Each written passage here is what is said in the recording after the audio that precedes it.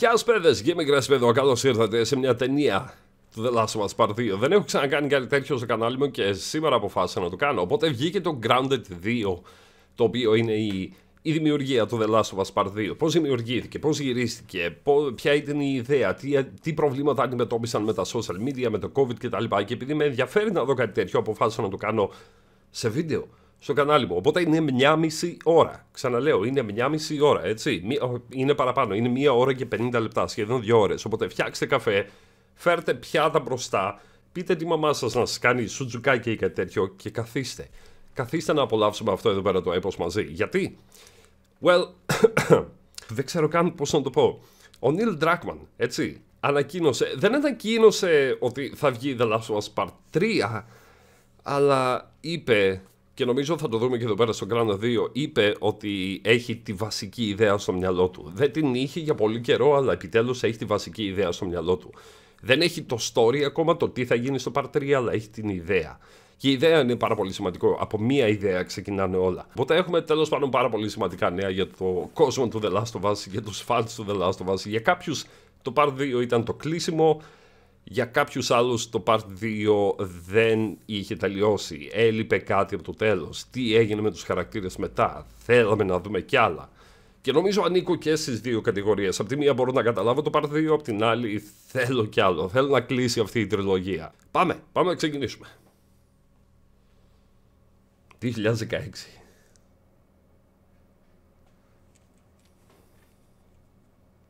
Το υλικό έχει μείνει αμοντάριστο μέχρι τώρα. Τι λες ρε? Τι είχανε τόσο πολλή δουλειά είχανε με το να κάνουν τη remastered έκδοση? Come on. Το στούντιο. Λοιπόν, πρέπει να βολευτώ κι εγώ γιατί θα κρατήσει πολλή ώρα αυτό.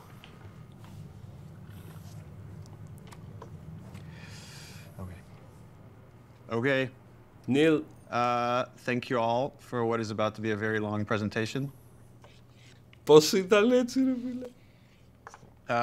So Anthony and I ran some numbers, and to our best guess, The Last of Us Part 2 is 10 to 30% longer than Last of Us Part 1.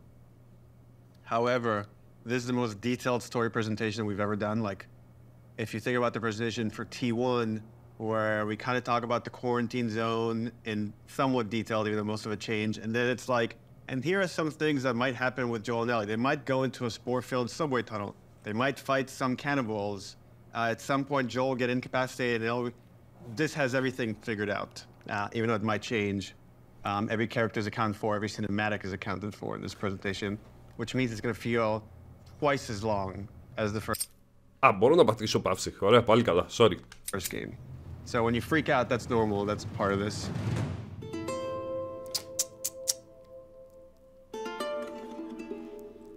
Αυτό δεν είναι παιχνίδι. Δεν το θεωρώ παιχνίδι. Το θεωρώ εμπειρία. Το θεωρώ ένα κεφάλαιο. An hour and a half to 2 hours. Το θεωρώ κεφάλαιο που θα μείνει στις ζωές μας, πιστεύω. Όσοι το παίξανε και όσοι ήταν γύρω από όλο αυτό το χάος του The Last of Us, όλο αυτό το σάλο του The Last of Us, ξέρω εγώ, νομίζω θα τους μείνει για πάντα.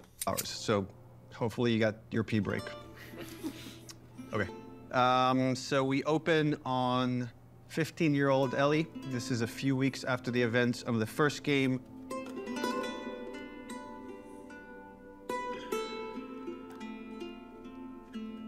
Sorry, φίλε. There's a doorway leading down to this basement, and Ellie sees Tommy, and he's just finished climbing out of this basement, and he's hurt bad, and he's rambling about something, needing to go after these people. Ellie's trying to ask him, what happened? Where's Joel?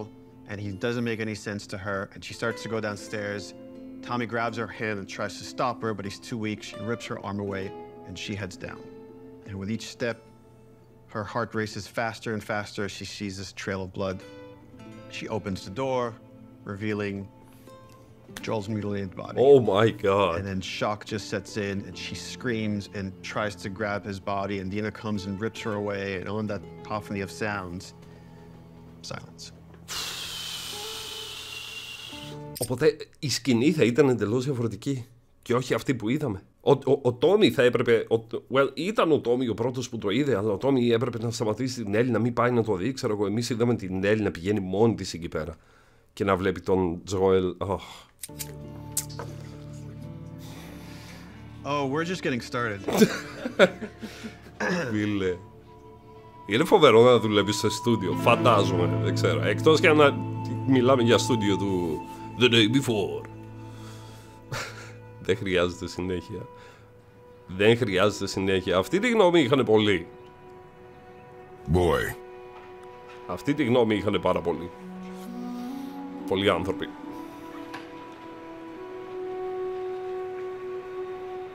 Uncharted. Κοίτα εδώ, το στούντιο που άφησε εποχές, που θα αφήσει εποχές ακόμα, έτσι.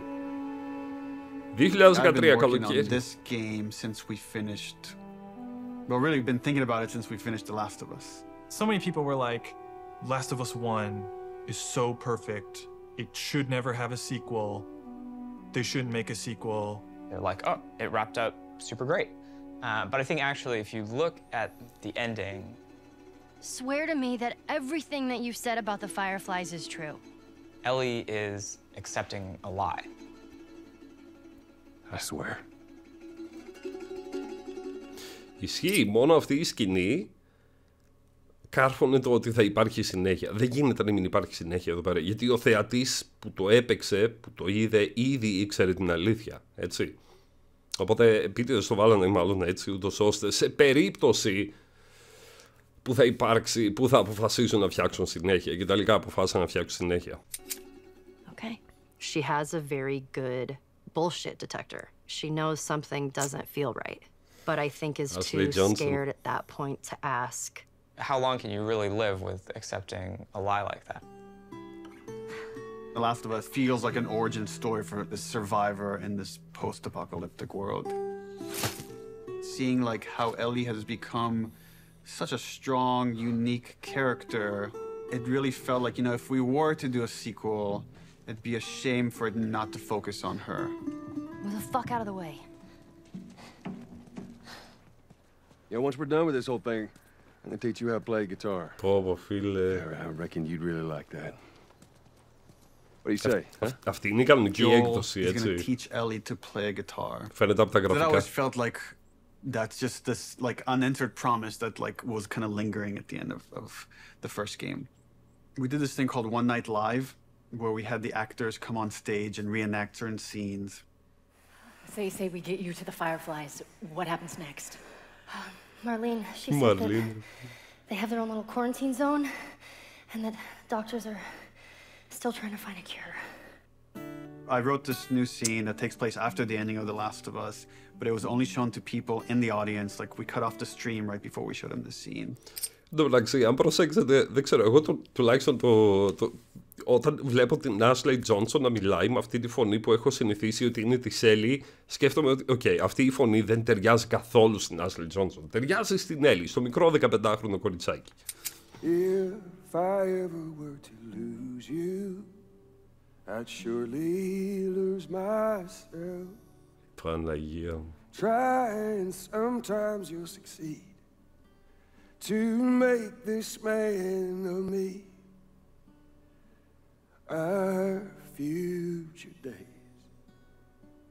days of you and me. Δεν είχα ιδέα ότι γυρίζεται έτσι. Ότι αυτή η σκηνή γυρίστηκε με αυτόν τον τρόπο. She's yours. No. I don't know the first thing about this. Hey, I promised you I'd teach you how to play. That scene ends with Ellie holding the guitar and playing one note. Και εκεί ξεκινάει. And that image was so strong in my mind that I'm sure that kind of trickled into this idea of this trailer. So I started working on some concept art, kept fleshing out the story. And as it felt like it was kind of gaining momentum, Uncharted 4 needed all hands on deck. Ωραία φίλε, ναι, όντως. Naughty Dog had always made one game, and Φίλε, τότε έβγαινε, ναι. as soon as it finishes one game and works on another. When I started on Uncharted 3, we were starting to experiment then with trying to do 2 teams. After we finished Uncharted 3, I jumped onto Uncharted 4. At some point in time, Uncharted 4 was coming down to the wire, and it's just, we had to shift resources, and pretty much everyone just ended up on Uncharted, trying to finish it up. So I said, okay, before I come on like in full force on Uncharted 4, I just want to capture this trailer.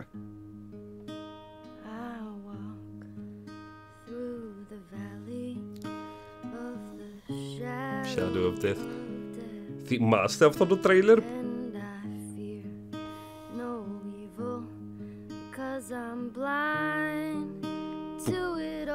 Που κάποιοι λέγανε ότι δεν θα επιστρέψει ο Joel, έτσι. Και μετά εμφανίστηκε στην πόρτα. Και όλοι χειροκρότησαν.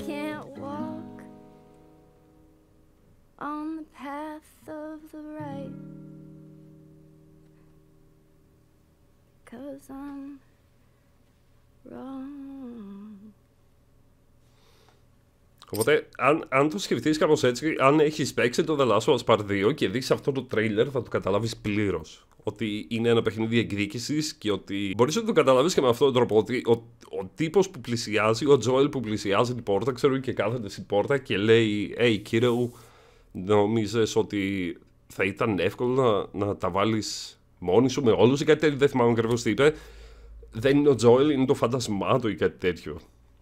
Μπορείς να το καταλάβεις και να το πάρεις έτσι. During the entire production of Uncharted 4, that's all I could think about. I had a lot of investment in Uncharted 4, but the day we were done with Uncharted 4, I went right back to that trailer to wrap it up. Φίλε, κοίτα εδώ. Αχ, δεν μου αφήνει. Τέλος πάντων.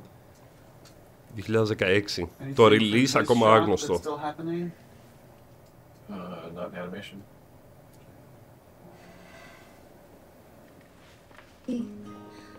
Of the shadow of death.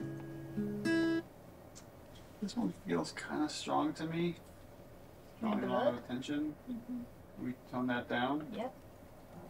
Actually, my biggest fear with this announcement is that it leaks early. More. Φίλε, είδατε τι έγινε όλη τώρα. Δηλαδή, εντάξει, καταρχάς ο Neil Druckmann νομίζω έχει αφιερώσει τη ζωή του σε Uncharted και The Last of Us και περισσότερο στο The Last of Us. Έχει γίνει το The Last of Us η ζωή του κάτι τέτοιο. Έχει φάει κόλλημα και αυτό είναι πάρα πολύ καλό για μας, έτσι. Αλλά το να βλέπεις τώρα αυτό το τρέιλερ, να κάθονται οι άνθρωποι βραδιάτικα ή οτιδήποτε ή μεσημεριάτικα και να κοιτάνε την παραμικρή λεπτομέρεια και να του κινεί το ενδιαφέρον, λέει αυτή η γρατσουνιά εδώ πέρα, το αίμα χτυπάει πολύ στο μάτι, ξέρω, σβήστο. Τι είναι αυτό? Than anything, I have nightmares about this trailer leaking early before we get to PSX. Ισχύει, πω φαντάζεστε. Να έκανε leak αυτό το τρέιλερ. Δεν θυμάμαι αν είχε γίνει κάποιο leak από το The Last of Us Part 2. Θυμάμαι ότι ήταν πάρα πολύ προσεκτικοί. Πάρα πολύ. If we're gonna surprise people, PSX, the PlayStation experience, hasn't set itself up yet as a place where big titles get revealed. That's E3. Εδώ πρέπει να είχε παιχτεί το τρέιλερ και όλοι απλά τρελάθηκαν. Το Uncharted. We're revealing the Uncharted single-player content at the opening of the show. Lost Legacy. I thought you were professional. Oh, you should relax. Άλλη παιχνιδάρα. Θεέ μου! Live longer. Φίλε! Τρελαίνουμε ρε φίλε και τα έχουμε παίξει αυτά. Please welcome to the stage Sean Layden. There's one more special unveil we have for you tonight. Αυτό πρέπει να είναι. Κοίτα τον Neil. When we first revealed The Last of Us, the Naughty Dog logo came up and the crowd erupted and it was such a high that that's almost been like chasing the dragon, like wanting to recapture that feeling. Το θυμάμαι αυτό. Δες, όλοι είχαν μαζευτεί. Firefly! Playing it at this surprising moment, I'm hopeful it will have a similar feel.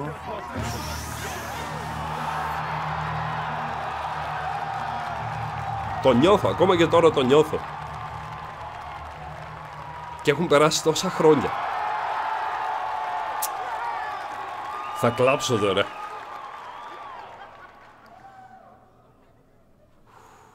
Hey. What are you doing, kiddo? What are you doing, kiddo? People outside the studio have such an attachment to the first game, and I've definitely seen fears about not wanting to make a sequel because somehow if it's bad, it will tarnish your feeling about the first game. I'm gonna find and kill. And I'm gonna kill every last one of them. Δεν μπορώ να σου περιγράψω We're τι νιώθω τώρα. doubling down on those fears and not calling it The Last of Us some subtitle. It's The Last of Us Part 2 to say it's all one story.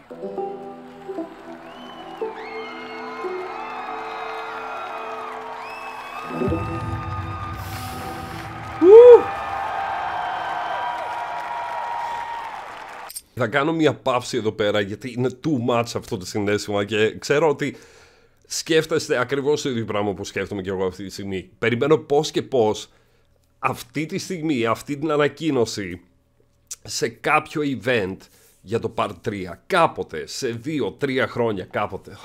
Φίλε.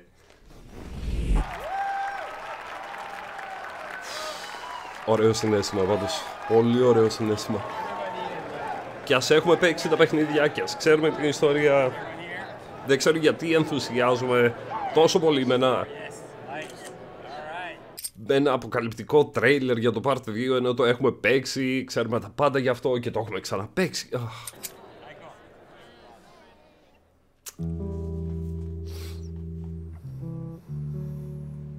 The concept for the sequel had to feel compelling enough, have enough weight that felt like, okay, this is an experience worth creating, worth spending the next 3 years on. I became really intrigued with the idea of the cycle of violence and how, like, certain events would trigger acts of violence that then would beget more acts of violence. It's almost never satisfying. It never brings the person you love back. And despite you thinking it's going to bring some closure, it doesn't. We just need more empathy. Wouldn't it be awesome if we could create an experience that lets you safely explore those feelings? With that theme, all of a sudden everything fell into place and this outline emerged. The whole catalyst for what starts the second game is Joel killing the doctor.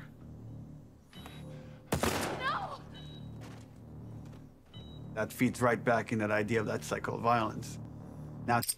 Εδώ αρχίζει μια... Μπορούμε να ανοίξουμε ένα θέμα συζήτηση εδώ πέρα και το είχαμε ανοίξει όταν παίζαμε το The Last of Us Part 2. Ποιος φταίει, ποιος τελικά έχει δίκιο. Έχει δίκιο η Abby, έχει δίκιο η Ellie, είχε δίκιο ο Joel που κατά κάποιο τρόπο μεγάλωσε την Ellie ως κόρη του, την οποία κόρη του είχε χάσει και αυτή ήταν η, ας το πούμε, δεύτερη κόρη του. Είχε δίκιο που την έσωσε γιατί η Ellie θα πέθαινε αλλιώς. Είναι ένα μεγάλο θέμα συζήτησης και πριν αποκαλυφθεί στο Part 2 ποιος ήταν ο λόγος που σκότωσαν τον βασικό χαρακτήρα, έτσι, ποιος ήταν ο λόγος, μέχρι να αποκαλυφθεί δεν είχα ιδέα, πραγματικά δεν είχα ιδέα. Είχα το παιχνίδι στα χέρια μου 1 μήνα πριν την κυκλοφορία και δεν μπορώ να σας περιγράψω το πόσο πολύ ήθελα να καρφώσω τα πάντα.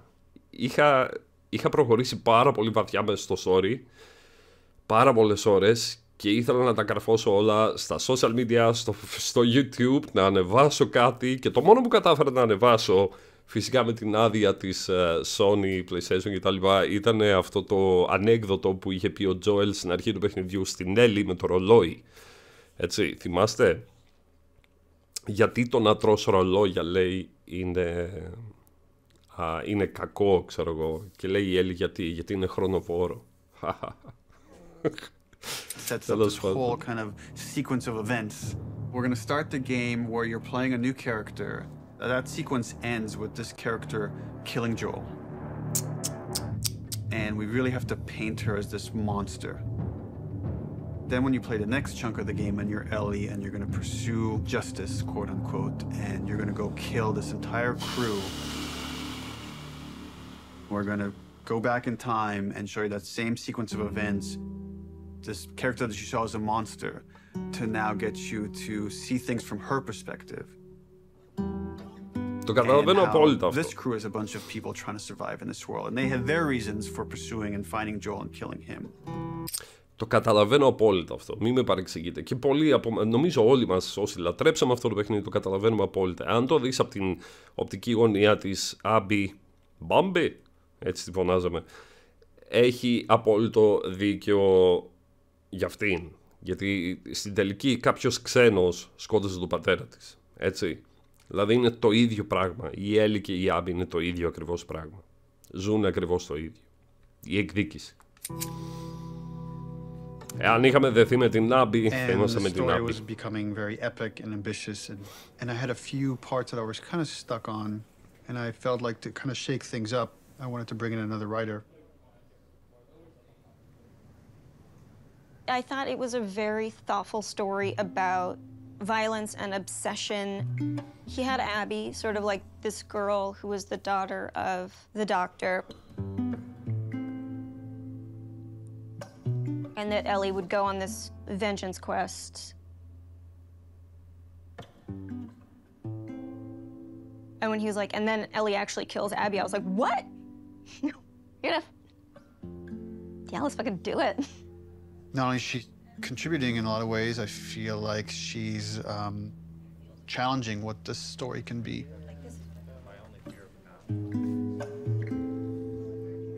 She wanted to add more romantic intimacy between the characters.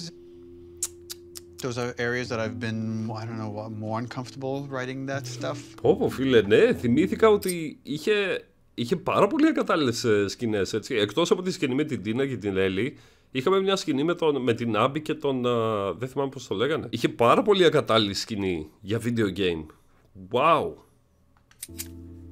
After the first day, she was telling me that she went home and told her husband that I think I just got Ellie's girlfriend pregnant. Because that was her big idea the first day, and that had this trickle-on effect and actually added a lot to the story. Και θυμάστε όταν είχαν φτάσει η Ellie και η Τίνα στο θέατρο που λέει η Τίνα άρχισε να ξερνάει και τα λοιπά, να ζαλίζεται και λέει νομίζω πως είμαι έγκυος και την κοιτάει και λέει στην Ellie μην ανησυχείς, δεν είναι δικό σου, ξέρω εγώ, είχα λιώσει εκεί πέρα, είχα λιώσει. Ellie is this very relatable character. I thought she was a perfect vehicle to challenge this notion that violence doesn't have a cost, because it does have a cost in reality. It's going to ruin this girl.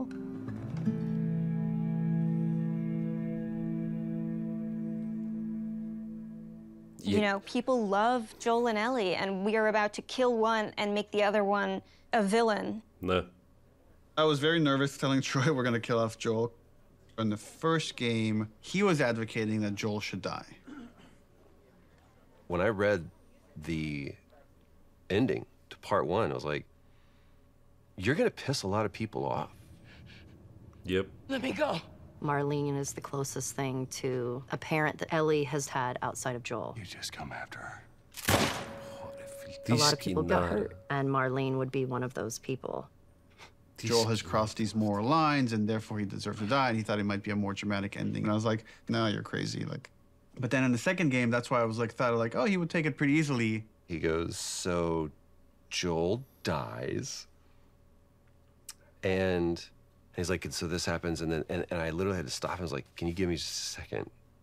Because it literally was as if someone was telling me about how my friend had just died. You see. I think he kind of took it hard. It was like the character meant so much to him. Σήμαινε πολλά για μας, έτσι, για τους gamers. Πάνω απ' όλα αυτό θα έπρεπε και είμαι σίγουρος ότι είχαν στο μυαλό τους ότι ο Joel σήμαινε πολλά για κάποιους gamers, για πάρα πολλούς gamers. Όχι η Ellie, ο Joel. Αυτή η βαθιά καλόκαρδη φωνή, αυτό το να προστατέψει το κοριτσάκι του, αυτό το ότι είχε χάσει το αληθινό του κοριτσάκι, ξέρω, την κόρη του. Και απλά το σκοτώνεις. Πολλοί δεν συμφώνησαν με αυτό. We're going to kill off this character. His role is going to be much smaller on this one. All of a sudden it was, please don't take this from me yet. Ellie is scared to be alone. Everybody that she's loved up until that point, she's lost them. It's hard to imagine the story without Joel dying. Like, you feel that hate, Ellie feels that hate. You're one-to-one, you're on the stick, and that informs the rest of the story. This way, come on!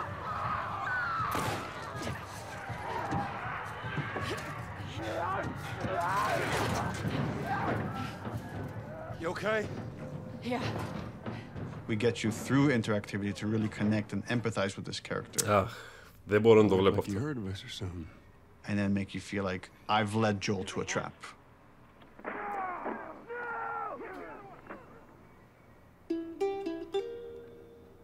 Αλλά σκεφτείτε το λίγο. Τι θα γινόταν στο Part 2 αν δεν γινόταν αυτό? Έχει κανένας καμιά θεωρία ούτως ώστε να έβγαινε το Part 2 και να μην ήταν ακριβώς το ίδιο με το Part 1? Να μας έδειχνε το Jackson και να ζούσαν, ξέρω εγώ, σε όλο το παιχνίδι να βλέπαμε, ξέρω εγώ, διάφορες ιστορίες διάφορων ανθρώπων που ζούσαν στο Jackson. Αυτό θα ήταν βαρετό. Έτσι. Δεν είναι ένα παιχνίδι που θέλει να κάνει βαρέτα πράγματα. Είναι ένα παιχνίδι το οποίο θέλει να παίζει με τα συναισθήματά σου. Αυτό το είχαμε καταλάβει στο Part 2. When we started out making Last of Us Part 2, Neil actually wanted to be very ambitious about changing the game almost entirely. In the first, like, 4 or 5 months, the game was actually kind of an open world, inspired by Bloodborne. Από το Bloodborne.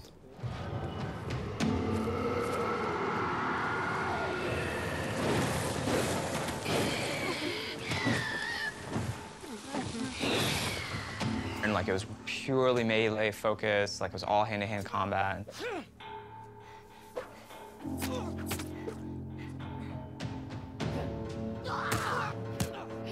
It wasn't just the melee combat, we were also looking at sort of layout structure. Bloodborne had a very sort of an open space that sort of kept getting bigger and bigger as you explored.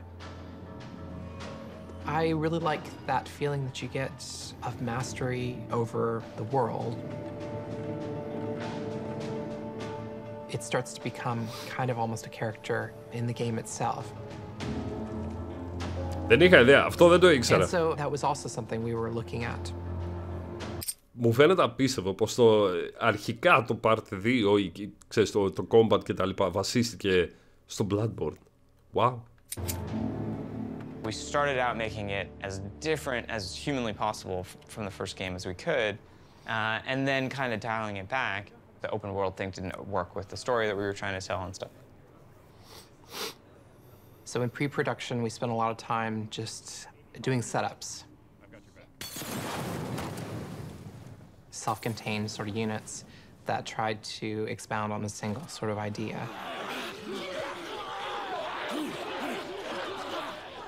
Trying to start out with sort of simple shapes and building up to more complex shapes.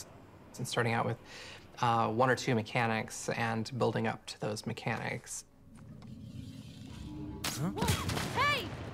Even our experiments, we try to add like as much context as we can. Like we establish a goal that you're going to be going for.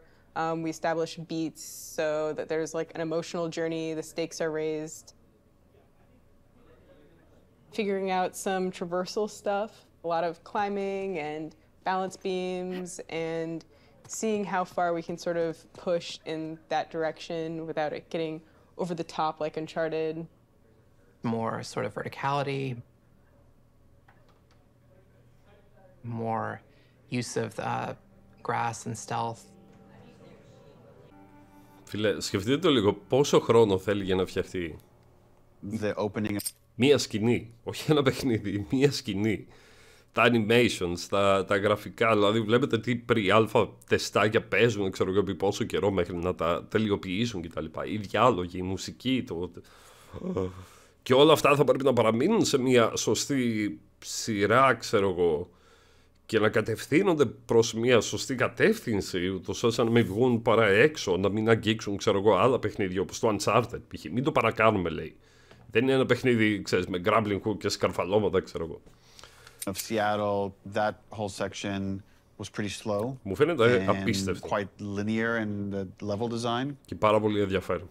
Let's assume that there's guys in this building, someone's starting to shoot at me from the second floor. So, okay, if I'm on the horse and I'm getting shot at, I can't take cover with the horse, so probably first thing I'm going to do is jump off. And that's slow and clumsy, and maybe we can make that faster. It's like, but once I jump off, I'm going to want to take cover behind something. It's like, okay, I'm taking cover. Now what the fuck do I do with this horse? I assume the enemies are going to shoot at it. If they don't, that's kind of weird. Όχι την Τίνα. Τι κάνω με το άλογο, λέει, όχι με την Τίνα. Does Dina ride off with the horse to help it stay safe? Well, that sucks because I'm trying to build a relationship with Dina, and if my partner leaves me, that makes me like her less. I'm like, okay, so Dina has to get off the horse and take cover with me and help me engage with the enemies. Okay, but the horse is still there, so what happens with this horse?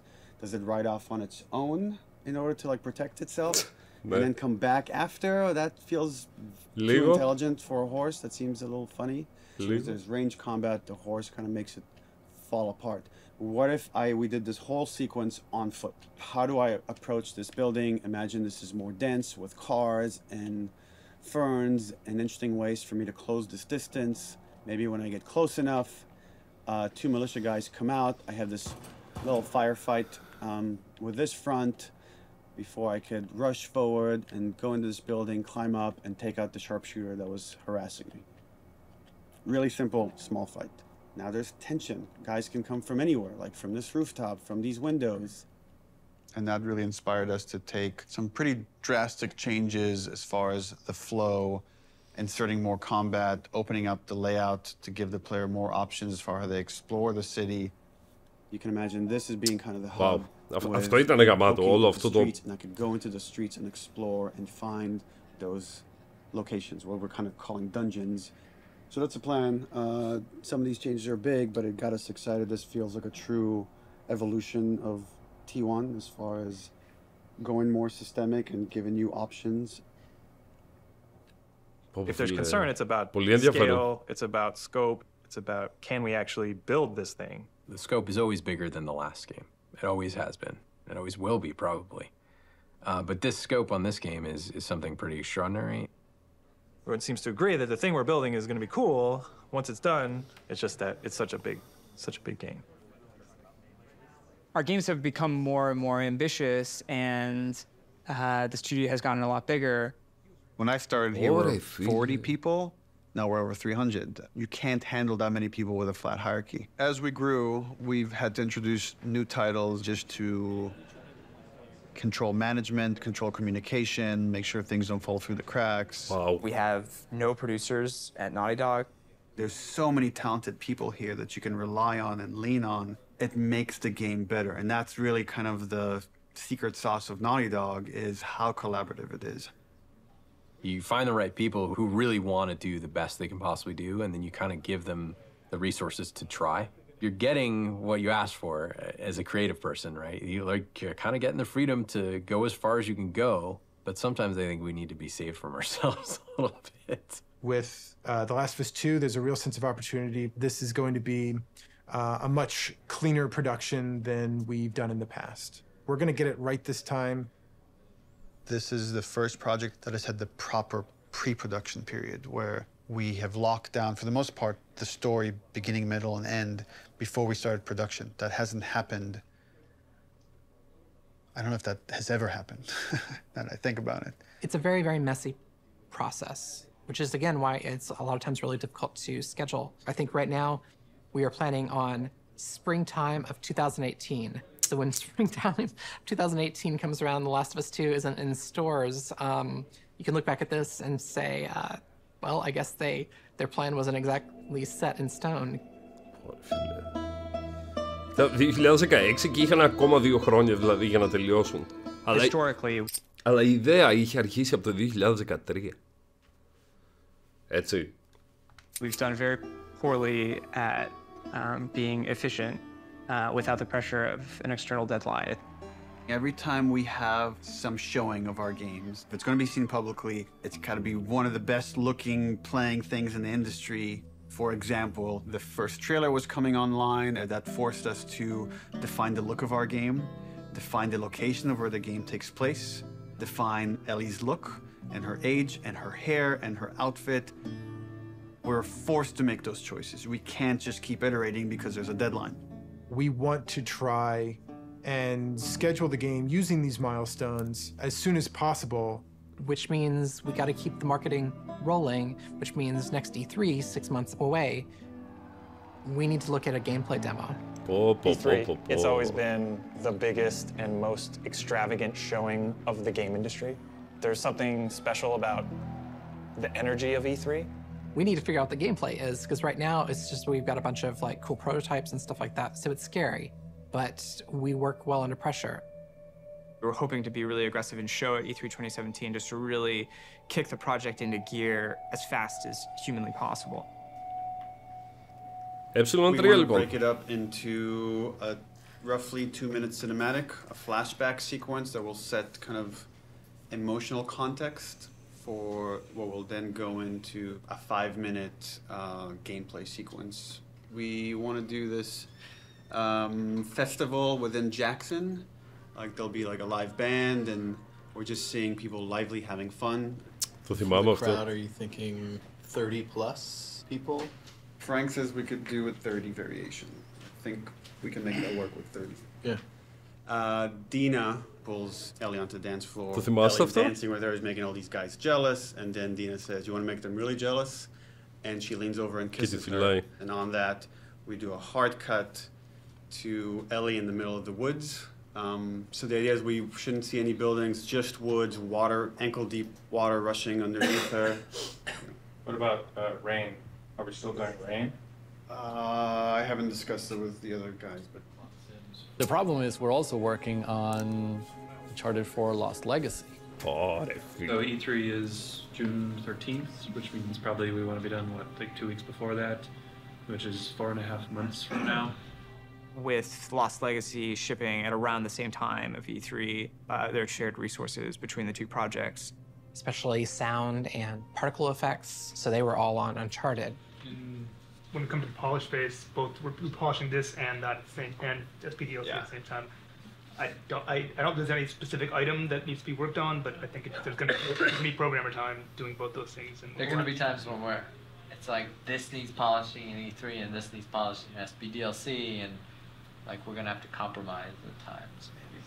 We kind of just didn't have it at the forefront of our minds that, yeah, they're frickin' shipping a video game. It's literally the hardest part of making the game is shipping it. And we were trying to ship a demo, the second hardest thing you can do, at the same time and sharing a lot of their resources. So one thing would be helpful is to find out what are the items that you feel like you're most worried about. Like let's say rain. We could do this thing without rain. So if that helps you a ton, we can make the decision now to remove rain. Πρέπει να το πω, το συμπαθώ απίστευτα, το συμπαθώ πάρα πολύ. Χάρη σε αυτόν έχουμε αυτές τις παιχνιδάρες, έτσι, Neil Druckmann, το συμπαθώ. Και μου φαίνεται πραγματικά απίστευτο που δεν είχα ιδέα, είχε κανένας ιδέα από εσάς, έτσι όπως το σκέφτομαι τώρα δεν είχα ιδέα ότι την ώρα που έβγαινε π.χ. το Uncharted 4, την ώρα που έβγαινε η ανακοίνωση για το Uncharted 4, την ώρα που παίζαμε το Uncharted 4 και το Lost Legacy κτλ. Ήδη εδώ και μερικά χρόνια ήδη σχεδιαζόταν, ήταν στην ανάπτυξη το The Last of Us Part 2. Ως gamer δεν τα σκέφτεσαι αυτά, έτσι. How about wet hair? Και πολύ περίεργο.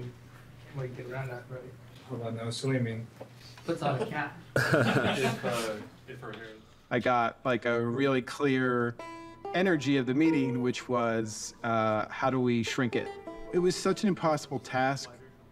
You can't help but start feeling some doubt, some anxiety about the leadership, not understanding the logic of it.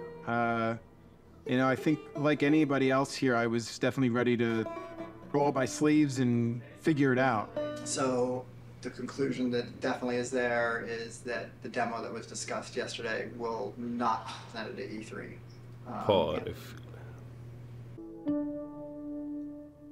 Μια άλλη προοπτική.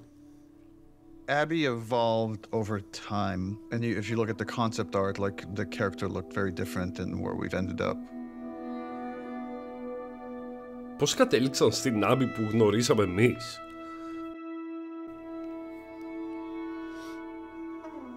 I don't remember at what point we decided to go with someone like really kind of muscular and broad, but I remember once the idea came up, it felt very fresh. Once we sort of nailed down the body of Abby, we played around with different ideas of how we wanted to accentuate her arms or not. And there's something interesting in Abby feeling a lot like Joel.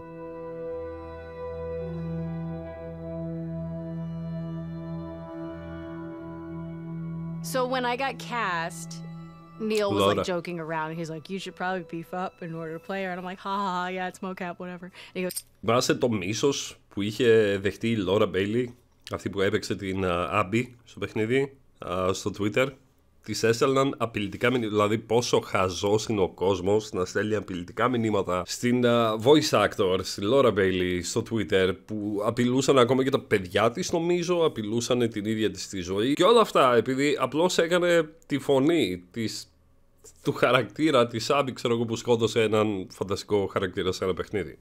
Είναι τρελό. No, really, you should probably beef up the player. And I was like, oh, yeah, you're right. I should totally start deadlifting as much as possible.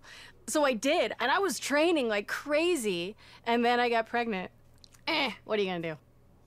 We need to separate her from Ellie. It shouldn't feel like I'm playing a reskinned Ellie, that Abby should, in many ways, look, behave, fight differently.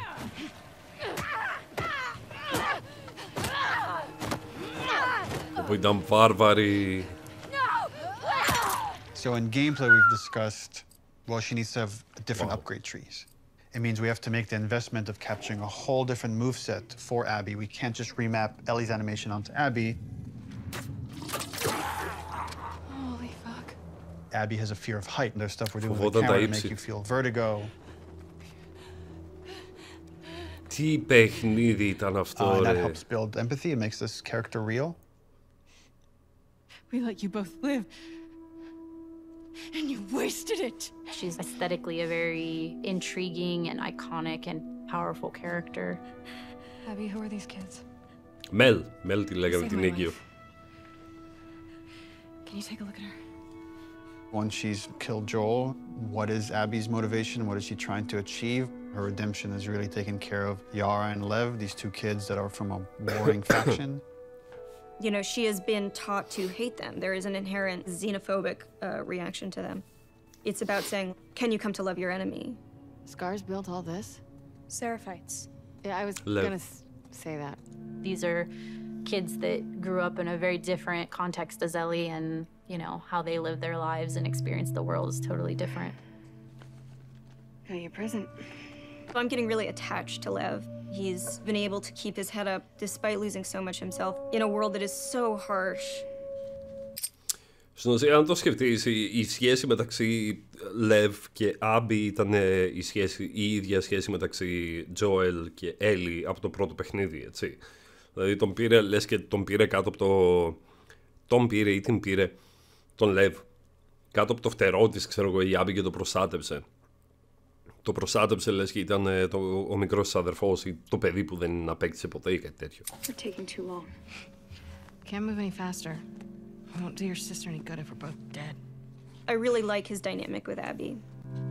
Her having this, like, fucking brassy little sidekick who calls her on her shit in a way that nobody else can. What's going on between you and your friend Owen? Oh my God, Lev, now? It seemed really awkward. Just go. Who understands the sort of sense of being orphaned in the way that a lot of people can't. How long have you two been on the run for? 2 days. What the hell did you do? I shaved my head. They want to kill a little boy because he shaved his head. I am not trans, so it's a very delicate thing to tell a story of an experience that I've not had. And that's something that we want to take seriously. Ήταν ένα εξωφρενικά δύσκολο παιχνίδι για να φτιαχτεί, μου φαίνεται. Τράβηξαν πολλά για να φτιαχτεί αυτό. Okay. It's really about trying to create a multifaceted character who is trans, and that is absolutely an important part of who he is, but also a part of who he is, not the whole of who he is.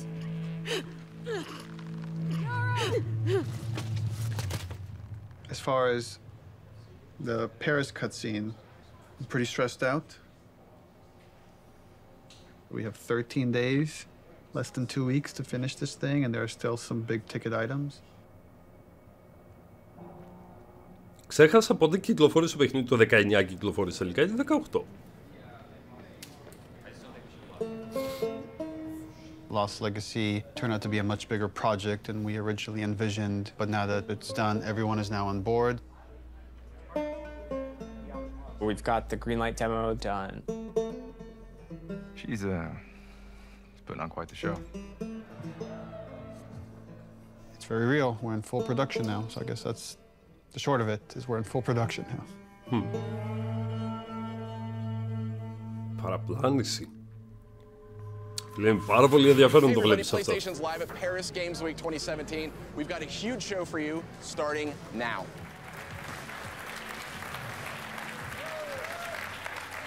Wow, what a great way to open Paris Games Week.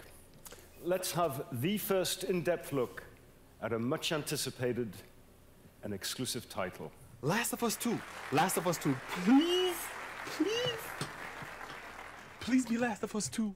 Our fans, they want to know every last thing about what's going to be in this game. Is this The Last of Us? Neil has taken the way, you know, he kind of creates an arc or like this sense of drama, this kind of sense of mystery or like dramatic tension, and crazily has brought it to marketing. I view marketing as part of the game. It's very calculated what we put out there and how we want you to connect different marketing assets. When we first released the teaser trailer, too many people right off the bat said Joel is dead. Yep. The blown out light really fucked us in a way I don't think any of us saw coming. We actually underestimated our audience a little bit. They're so sophisticated now, so you have to get more sophisticated, like how am I still going to surprise players and viewers? You start on characters you've never seen before in a world that like could be The Last of Us, could be anything. Εν τω μεταξύ, θυμάμαι αυτή τη σκηνή. Όταν την είχαν δείξει αυτή τη σκηνή, είχα αναρωτηθεί, όπως και πολλοί από εμάς είχαν αναρωτηθεί, ποια στο διάλογο είναι αυτή. Έτσι, ποιοι είναι αυτοί οι άνθρωποι και τι σχέση έχει αυτό με το The Last of Us, που είναι η Ellie, που είναι ο Joel. Και περνούσε συνέχεια η ιδέα από το μυαλό μου, ξέρω εγώ, ποια στο διάλογο είναι αυτοί που κρέμασαν. Αργότερα, πολύ αργότερα θα μάθαινε ότι ήταν η Abby και ότι αυτή ήταν η Scars, η Seraphite, ξέρω εγώ, με το σφύριγμα. Το σφύριγμα, θυμάσαι το σφύριγμα. Και τα βέλη και τα τόξα. Δηλαδή, όντως έπρεπε να έφτιαξαν κάτι τόσο ωραίο που απλά ο θεατής και ως gamer δεν μπορούσες να συνδέσεις στοιχεία μεταξύ τους για να καταλάβεις την ιστορία ή περί τίνος πρόκειται, παρά μόνο όταν φτάσεις, ας πούμε, μερικές ώρες μετά στο παιχνίδι, μέσα στο παιχνίδι, βαθιά. Αλλά μέχρι τότε είχες ξεχάσει πια αυτό το τρέιλερ. Τι είναι αυτό? I was so excited about working on it and I couldn't say anything. It was so rough. Yep. Τη νιώθω γιατί ακριβώς το ίδιο πράγμα ένιωθα όταν έπαιζα ένα μήνα πριν την κυκλοφορία του. Έπαιζα το The Last of Us Part 2 και δεν μπορούσα να μοιραστώ απολύτως τίποτα. Oh, is she gonna cut a baby out of her belly? And then tried to find a comic book that shows Ellie's mom pregnant. So people already had theories that Last of Us Part 2 was going to have Ellie's mom. Oh, if we just kind of black out the letters, she has the same number of letters. Αν νόμιζαν ότι η Λάουρα Μπέιλι είναι η μαμά της Έλλη και ότι η Έλλη γεννήθηκε μέσα από μηδενική κοιλιά, γεμάτη κοιλιακούς, ξέρω, μπράβο. Μπράβο, ποιος, what? Γιατί να το σκεφτείς αυτό? Πάντως δεν γνωρίσαμε ποτέ τη μαμά της Έλλη. Πέρα από τα γράμματα κτλ. Τη γνωρίσαμε, by the way. Όσοι είστε λάτρες του The Last of Us, φαντάζομαι έχετε δει και τη σειρά. Τη γνωρίσαμε τη μαμά της Έλλη στην πρώτη σεζόν της σειράς. Έτσι. The Last of Us. Περιμένω τη σεζόν 2. As Anna, Ellie's mom's name, will get people to think this is Ellie's mom. Oh my God. Girl's got a good... That hammer's from the Outbreak poster. So we had that poster with the forearm of a character you've never seen before, with this like kind of wolf's head in the background. What does that mean? You know, kind of like prompting this mystery. You want people to feel like they've figured everything out and then have the story surprise them. Ήταν όλα ανάποδα, ξέρω εγώ. Δεν είχε καταλάβει κανένας τίποτα. Man, if this is The Last of Us 2, bro, I'm gonna go crazy. Ρε φίλε, πραγματικά δεν είμαι από αυτούς τύπους, αλλά υπήρχαν τύποι οι οποίοι πίστεψαν ότι η Abby, αυτός ο χαρακτήρας, ήταν η μαμά της Έλλη. Ότι, μπορώ να το καταλάβω ότι η Έλλη γεννήθηκε μέσα από το αίμα ή κάτι τέτοιο, γι' αυτό και βγήκε τόσο βάρβαρη, και σκληρή. Αλλά όχι ρε φίλε, δεν ξέρω. Oh my God. Χαλάρωσε. Αυτό ήταν.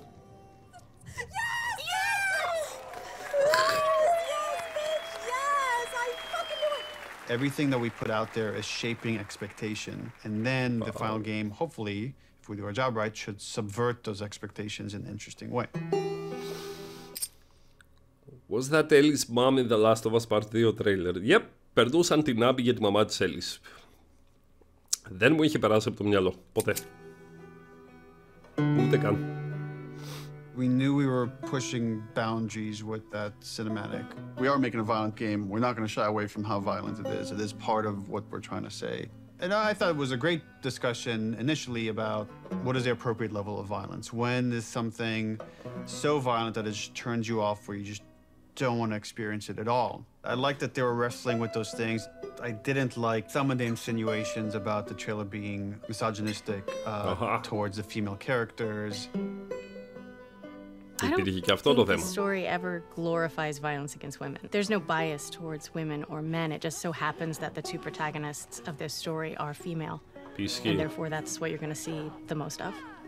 There has to be fail states in video games, which means a character has to be capable of being hurt. Oh, okay. So does that mean that there can be no female protagonists in video games? Because that feels super sexist to me. And frankly, like, women are the victims of violence, and don't we want to see women fucking fight back once in a while?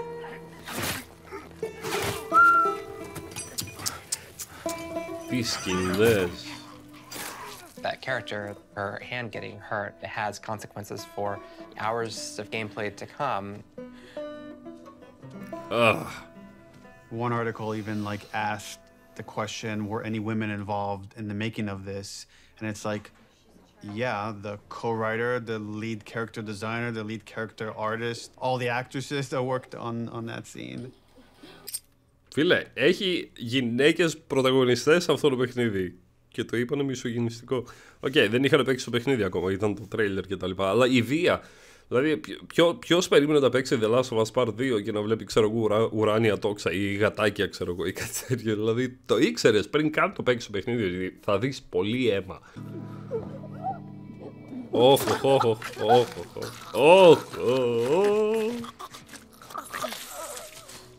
The tone of the violence in the game has always been important to portray as realistically as possible.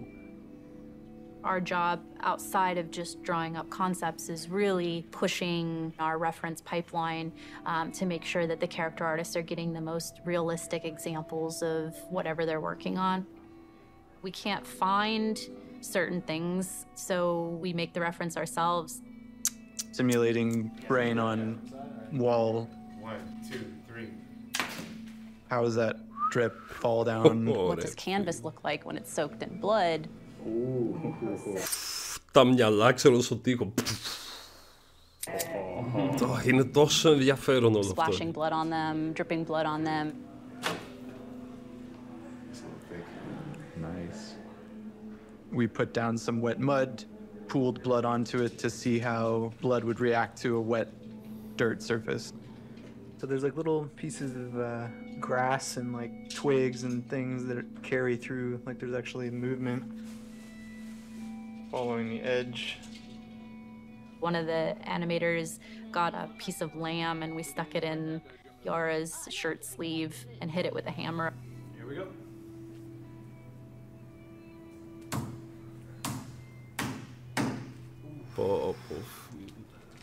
Yeah, we have a break. She's gonna need to hold this as straight, because if she does this, it's gonna. Θυμάστε, η Γιάρα είχε σπάσει το χέρι της, είχε σπασμένο χέρι, πω. So trying to keep it as straight as possible. This past week's shoot was specific for the infected eating people's jugulars. And there was a concept that was done with like blood running down the mouth, but it's like, would that happen? Like, let's find out. Σοβαρά τώρα! Ωραία, φίλε, τι κάνει! On the ground and pretended to eat away at like a bloody soaked rag that we made. Buddy, δεν είσαι καλά! Ελπίζω να πληρώνεις αρκετά για αυτό που κάνεις. It produced some pretty surprising results because like most of my face got covered in blood. Look up a little, John, but yeah. Μην κοιτάς καθόλου.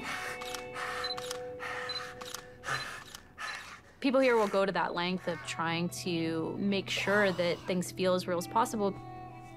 Yeah, we do a lot of crazy stuff here. Nobody gets hurt, but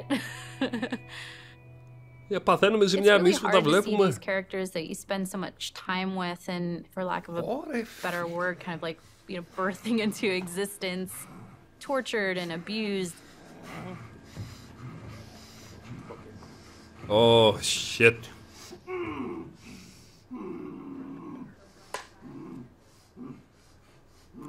Δεν μπορώ, ακόμα σκέφτομαι το τύπο, αυτό που είδαμε μόλις τώρα. Φίλε, αυτό θα πει, μπες στο πετσί του ρόλου, ξέρω εγώ. Πραγματικά ελπίζω να πληρώνεται πάρα πολύ καλά εκεί μέσα ο τύπος. Θα το κάνατε αυτό? Θα το έκανα. Θα το έκανα, χωρίς δεύτερη σκέψη. Θα το έκανα. Αν δούλευα εκεί πέρα...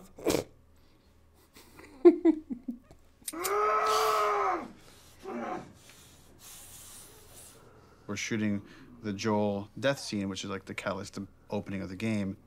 This scene has all of Abby's crew. It's a complicated scene because it's the most actors we've ever had in a single shot. Y'all act like you heard of us or something.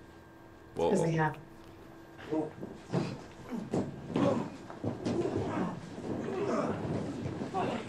Ο Τόμι.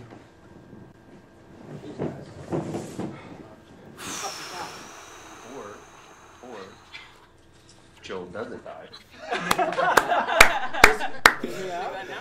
Το Troy Baker, ρε φίλε.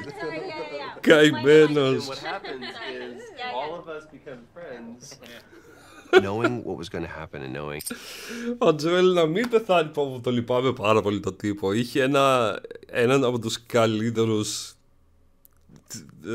χαρακτήρες στην gaming βιομηχανία, έτσι, πρωταγωνιστικό ρόλο στην gaming, και ξαφνικά πεθαίνει. Το λυπάμαι πάρα πολύ. Troy Baker και φωνάρα, και από ό,τι φαίνεται, δεν το ξέρω τον τύπο καθόλου, φυσικά δεν τον έχω ψάξει, από ό,τι φαίνεται ωραίος τυπάκος. Ας μην πεθάνει ο Joel, θα γίνουμε όλοι φίλοι μετά και θα ζήσουμε όλοι μαζί στο Jackson. How it was going to happen. I got very fearful. There's so much weight to this scene. This scene has to be right. It's really difficult to reshoot it if we need to. Within the first game, having to call Troy and Hannah back to reshoot Sarah's death was very, very, very difficult for me. The last time I tried to do a big emotional scene. Don't do this, please don't do this, don't do this, don't do this, don't do this, please, God, no. Oh, God, no. That didn't go too well, and we had to reshoot it. Don't do this to me, baby. Don't do this to me, baby. Come on. Ναι, το είχε παρακάνει λίγο την πρώτη φορά. How the hell am I going to play this? Like, how are we going to do this? I don't know if I can do this. I don't know if I have the chops. Am I going to put Laura through this? Because I know how hard it's going to be on her. Audio. Camera. Speak. Rolling. Take one, Mark. Action.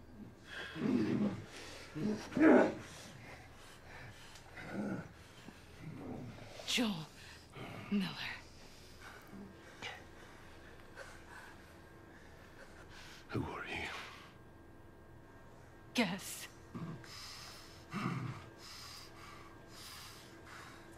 Why don't you just get out whatever speech you rehearsed? Get this over with.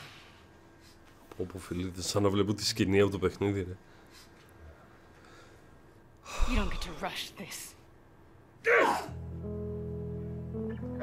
At the end, I really loved what he brought to it. I couldn't wait to get back into Ellie's shoes again, because it's where, weirdly, I feel most comfortable in a lot of ways, because it feels like a character that feels the most like me that I've ever played, which is a little disturbing. I mean, minus like the murder and the killing. So it's almost like a bit of step forward, like you're about to like lunge and shoot. Yeah. Sweet. The biggest change that has happened since initial pitch is Ellie is there when Joel is killed. It used to be she came across the body, and then she had to rely on Tommy's testimony of what happened, and we shifted it, which made it much more dramatic and intense for her, and I think puts more of it on screen and again, allows you better to understand why she needs to pursue these people.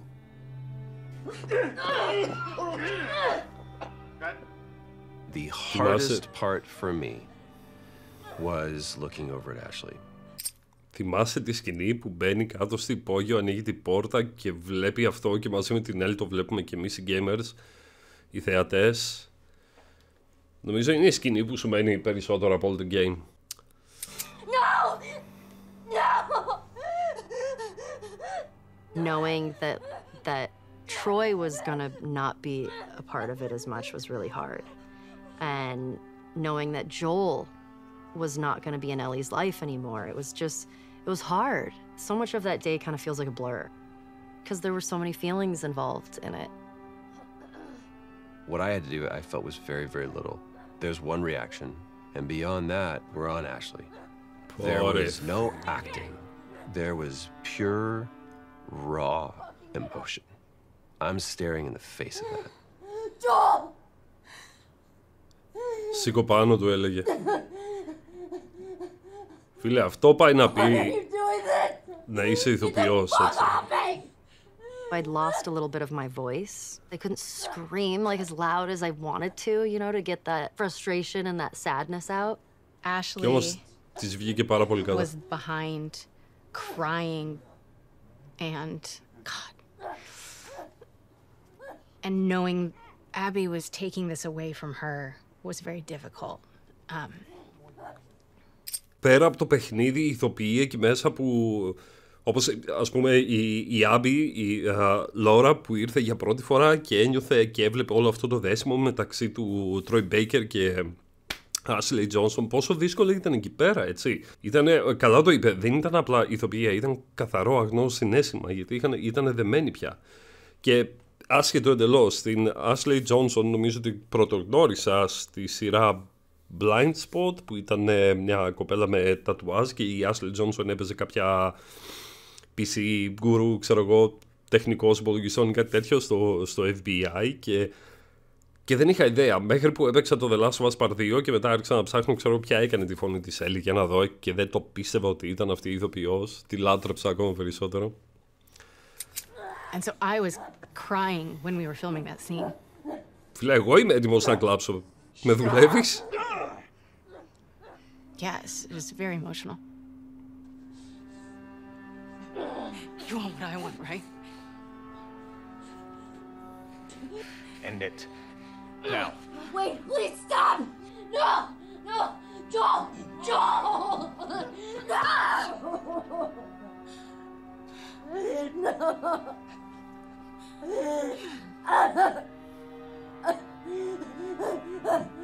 We want him to die in this really unforgiving sort of way. Like, it needs to feel senseless for you to say, fuck these people, I'm gonna pursue them to the ends of the earth and make them pay.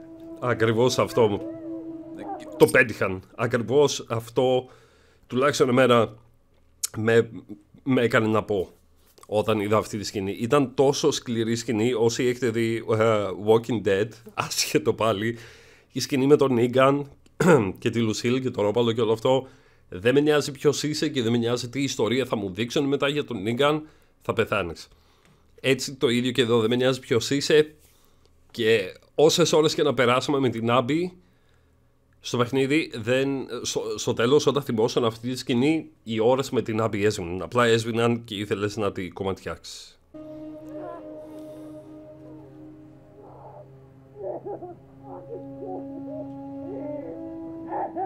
If Και the την scene πάτησε doesn't work κλωτσιά with what we κάποιος. captured on the stage, almost nothing we do in post is going to make it work.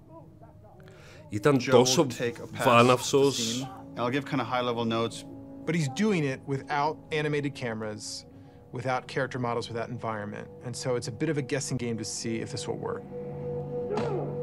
Την πατάει κλωτσιά και τέλος. Και μετά βλέπουμε το τάφο του Τζόελ. Ήταν όντως τόσο βάναυσος και βάρβαρος ο τρόπος που πέθανε ο Τζόελ, γιατί δεν είχε τελειώσει με το θάνατό του. Θυμάσαι τον Πεντέχο, τον Ισπανόφωνο που είχαν στην παρέα του, οι ξένοι, που τον έφτισε. Τον έφτισε. Εκεί μας έδειξαν ότι οι ξένοι θεωρούσαν, ξέρω, τον Τζόελ, εμάς, γιατί εμείς ήμασταν ο Τζόελ σε όλο το παιχνίδι, στο πρώτο, ως σκουπίδι. So I like Πίστευτο. the concept. I felt like there was a lot of repetition and it felt long. Once like Joel's head gets smashed, I don't want a close-up look of him. Okay.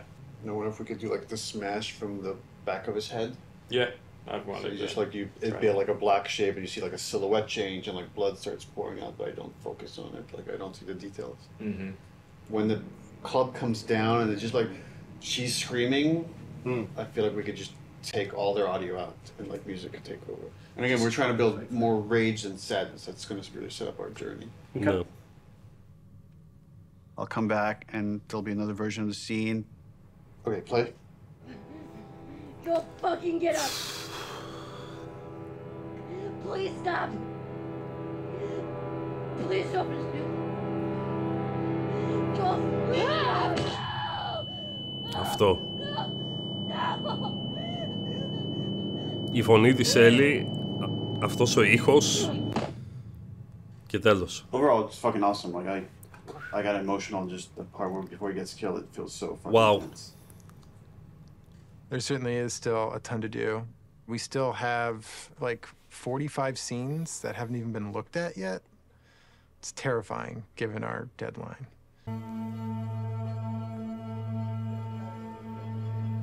Ένα, ίσως το καλύτερο ντοκιμαντέρ που έχω δει ποτέ, όσο αφορά το gaming.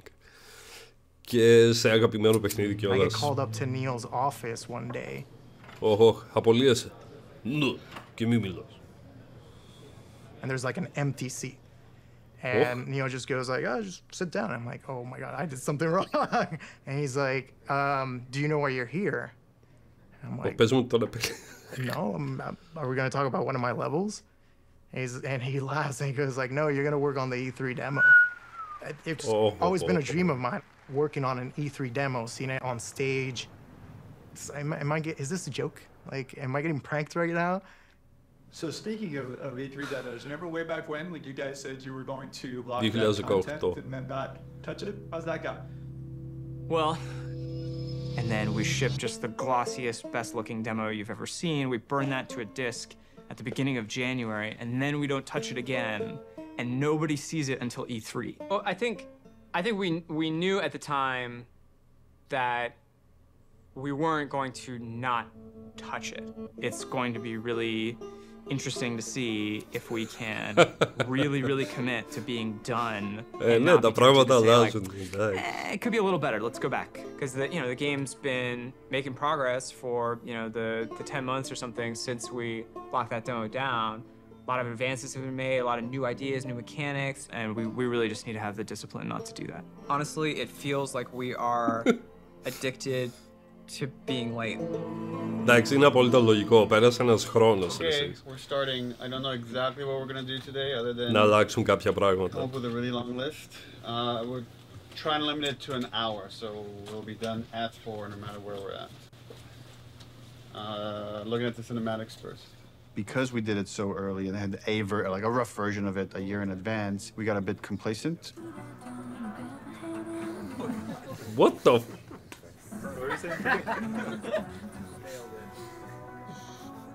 She's but not quite the show. Wow. Sure is. Δεν θα με χαλούσε καθόλου να έχω αυτή την τίνα στο παιχνίδι. Where are we on getting physics on these strands? We are working on it. So for next time? For next time? Yes, absolutely. We didn't script. Είναι αυστηρός όμως, έτσι. Πότε θα έχουμε τα physics των μαλλιών, ξέρω εγώ, ή ξέρεις, τα τσουλούφια εδώ πέρα που πετάνε, ξέρω εγώ. Πότε? Την επόμενη φορά θα τα έχουμε έτοιμο. Είναι αυστηρός και αυτό είναι σωστό. Scramble to figure out what it is we're going to show the structure of like the festival going into this fight in the woods in Seattle. But it was harder to build the momentum we usually have, and I think that panic just wakes everybody up, and felt like it took us a bit longer to get there this time. So then you go in as if to kill this guy, see somebody over there. Oh, breaks 50% of the time, but use your imagination.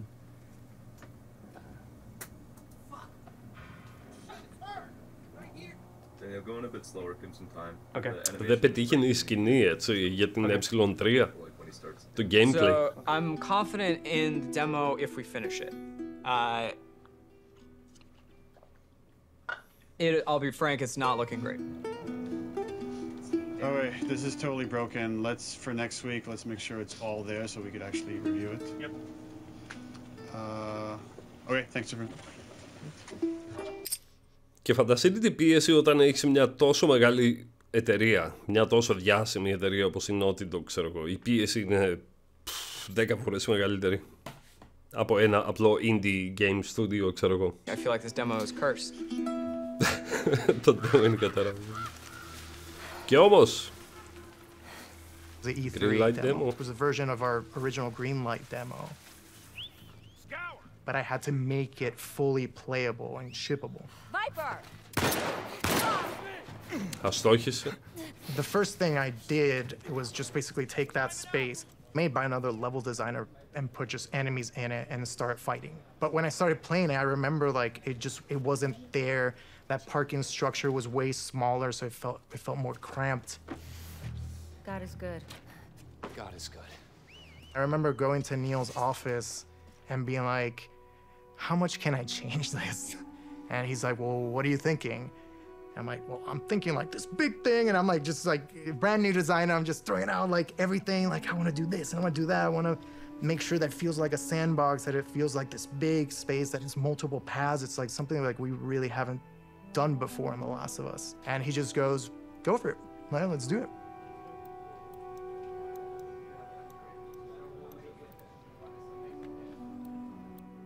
We picked a location in Seattle that essentially is probably the hardest lighting scenario we would have to pull off in the game. I wanted to get the overcast look nailed because so much of the game's dependent on that. How do we pull off this look? Can we pull off this look? Everything felt a little muted, and we were losing kind of that next-gen quality of our engine. Like for a second, we actually turned the sun on in the demo. Τι πανέμορφο που We είναι. lost the mood of that overcast kind of blue look. That moment was really rough for me. Just felt like years of my life that potentially would have just been like wasted on this pipe dream of a look. Λίγο ήλιος και θα άλλαζε εντελώς το demo, έτσι, θα άλλαζε εντελώς το παιχνίδι. Is this whole thing just gonna crumble? Like, is the whole direction like now gonna have to change for the game, not just this demo? Have I steered this company wrong? Took some really big iterations and tried some crazy ideas, and we came up with kind of a hack. We talked with the programmers and found a few settings that actually gave us exactly what we wanted. It was really like one thing. We faked the sunlight within this kind of ambient look so we could get some directionality of the lighting. That it was like, oh, if we do this one thing, it actually got us the look we wanted. So like, I'm glad that happened. For this game, there was a major push to make a new volumetric fog system. It's not just like a kind of an overlay on top of the screen. That's why it's called volumetric. You feel the volume of it. It's going to be a little bit thicker near the ground, right? Because there, you know, and you will see grass kind of getting through it. Δεν θέλω να μάθω τίποτα για όλα αυτά. Θέλω το έτοιμο παιχνίδι, το έτοιμο προϊόν.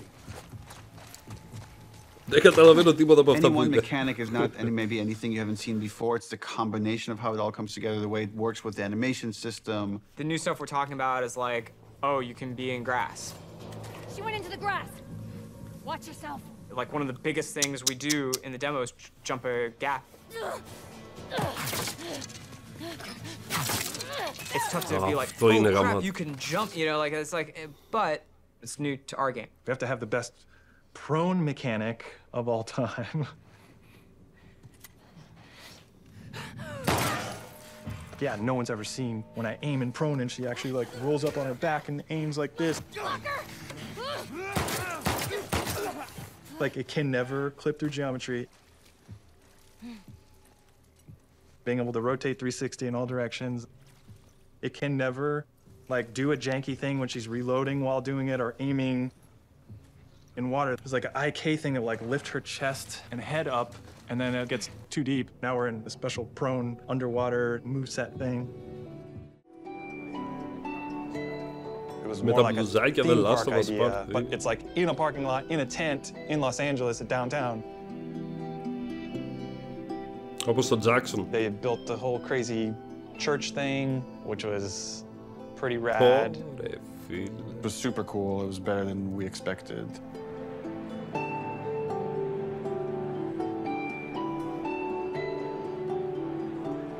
Πανέμορφο.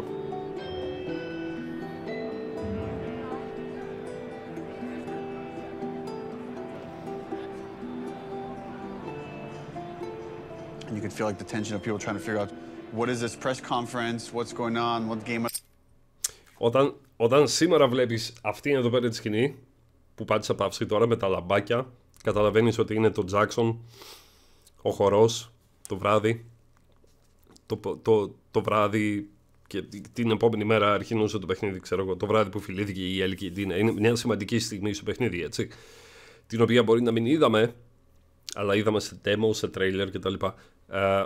Τότε όμως, όταν έβλεπες αυτά τα λαμπάκια, όπως ο κόσμος που μπήκε μέσα σε αυτό το χώρο δεν καταλάβαινε γιατί αυτή η διαμόρφωση, γιατί αυτό το τέτοιο που κολλάνε τα λαμπάκια, ξέρω τι θα δούμε εδώ πέρα.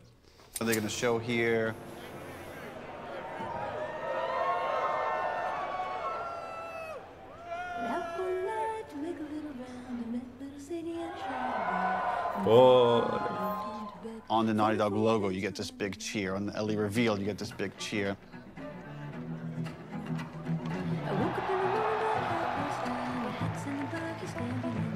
Every moment that we've constructed and planned, like, meticulously for really a year now, hit the way we wanted it to hit. Maybe they're jealous of you. I'm just a girl, not a threat.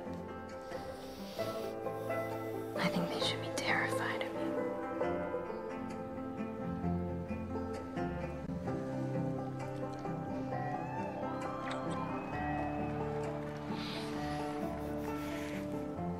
Θυμάμαι αυτή τη σκηνή, θυμάμαι αυτό το demo.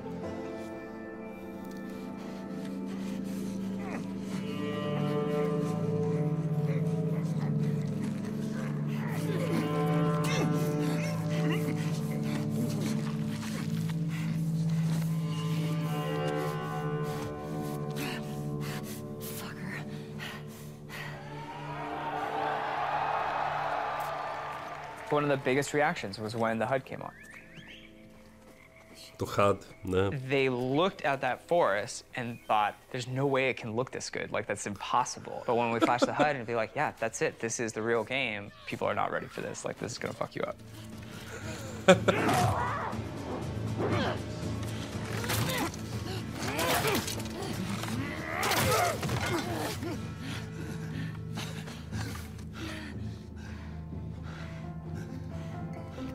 See, I told you. They should be terrified.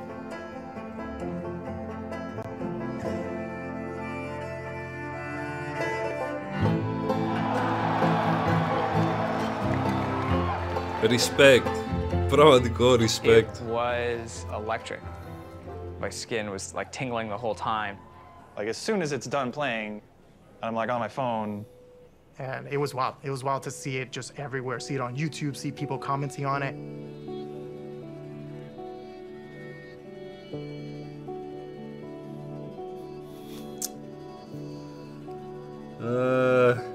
But it was a really special moment. I shipped something, like, as a level designer. There was such a reaction to the animation fidelity. Holy crap, this is the best looking animation I've ever seen. Are you kidding me? We're on the forums, going through the messages, seeing how much people think it's amazing. Someone's like, sort of cynically, that our stuff was fake. I guess it's kind of a compliment to the animation team for like someone to say it's fake when they're working so hard. And right away I responded, I was like, don't respond, don't do anything, like, it's just not professional. I was also a little anxious about it because it's a little fake, you know? Fake is an interesting word. There's an argument that he's right. It's not the final polished game. You can't just play this demo in any way. You have to play it in this very specific way. But before we even show the demo, it's like, let's not put anything in there we feel like we can't do. There was no thing of like, we don't know how we're gonna do that. It was just, we literally just don't have it systemic yet. You know, like systemically, a guy pulling you out from underneath a car, we didn't have that hooked up yet.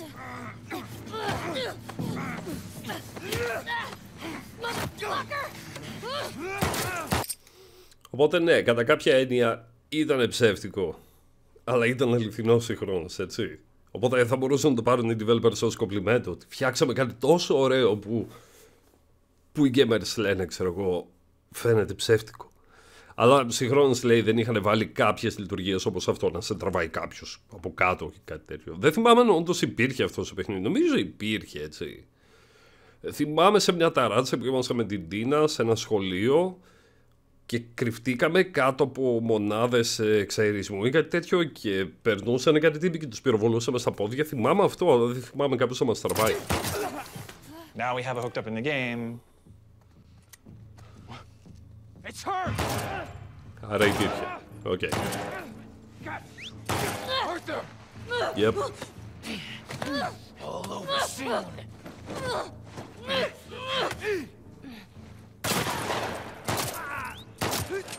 Ultimately, as we're building the rest of the game, if anything feels like it's not the right call for the game, we don't mind changing it. Like we had certain things in the demo for the first Last of Us where like Joel picks up a pistol and takes out individual bullets from it and then pockets it. And like we could have done that, it just took too long. So for gameplay purposes, we cut that out. I was talking to other animators and they were like, yeah, man, they think it's fake. They have no idea. Like, it's awesome. The same animators who made this demo are going to make the final game, so like, I don't know what you're talking about. They were confident, which I'm glad. We knew what we were doing and we knew how special it was. It was a little bit of a microphone drop to the industry, and for many it was inspirational, and they were excited to be able to add some of those details to their games and their future games, and for some of them it absolutely freaked them out to see this might be the new bar that's expected for other games to follow. Πρέπει, κοίτα εδώ, κοιτάξτε εδώ πέρα. Part of me is like, oh shit, like they're fucking calling us out. It's like we have to deliver this. Παναγία μου, όλη αυτή η σκηνή είναι το Holy Grail, είναι το Άγιο Δισκοπότηρο στην gaming βιομηχανία. Δηλαδή, αν κάποιος έπρεπε να το ξεπεράσει αυτό, το animation, δεν θα ήθελα να ήμουν εγώ, πραγματικά. Καμία εταιρεία. Δεν ξέρω αν το έχει ξεπεράσει. Δηλαδή, πρέπει να το παραδεχτούμε. Τα animations σε αυτό το παιχνίδι είναι από τα καλύτερα που έχουμε δει. Είναι από τα καλύτερα που έχω δει σε game. Like Οι κινήσεις είναι τόσο ανθρώπινες. So we have to do a full body throw animation when you pick up a bottle and you're running and not just a partial animation because that guy fucking called us out. Κοίτα εδώ τι έκανε. The real challenge is making the whole game look as good as this one controlled situation. We come out of E3 and hopefully we've set the standard for this, what the rest of the game needs to feel like.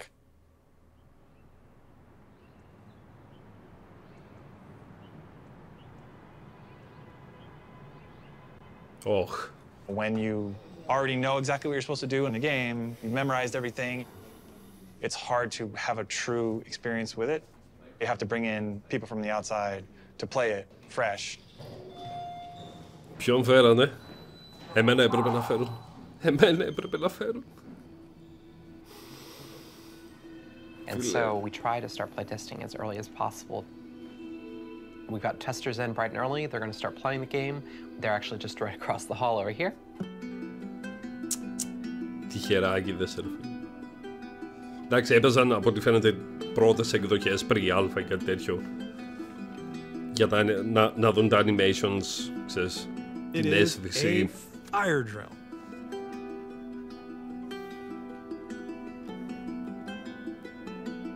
Because things have to work.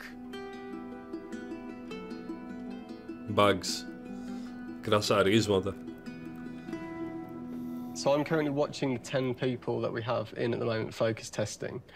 We've got all of their screens up, so I can kind of watch all of them at the same time, generally keep track of any kind of recurring patterns or how long people generally take in certain areas.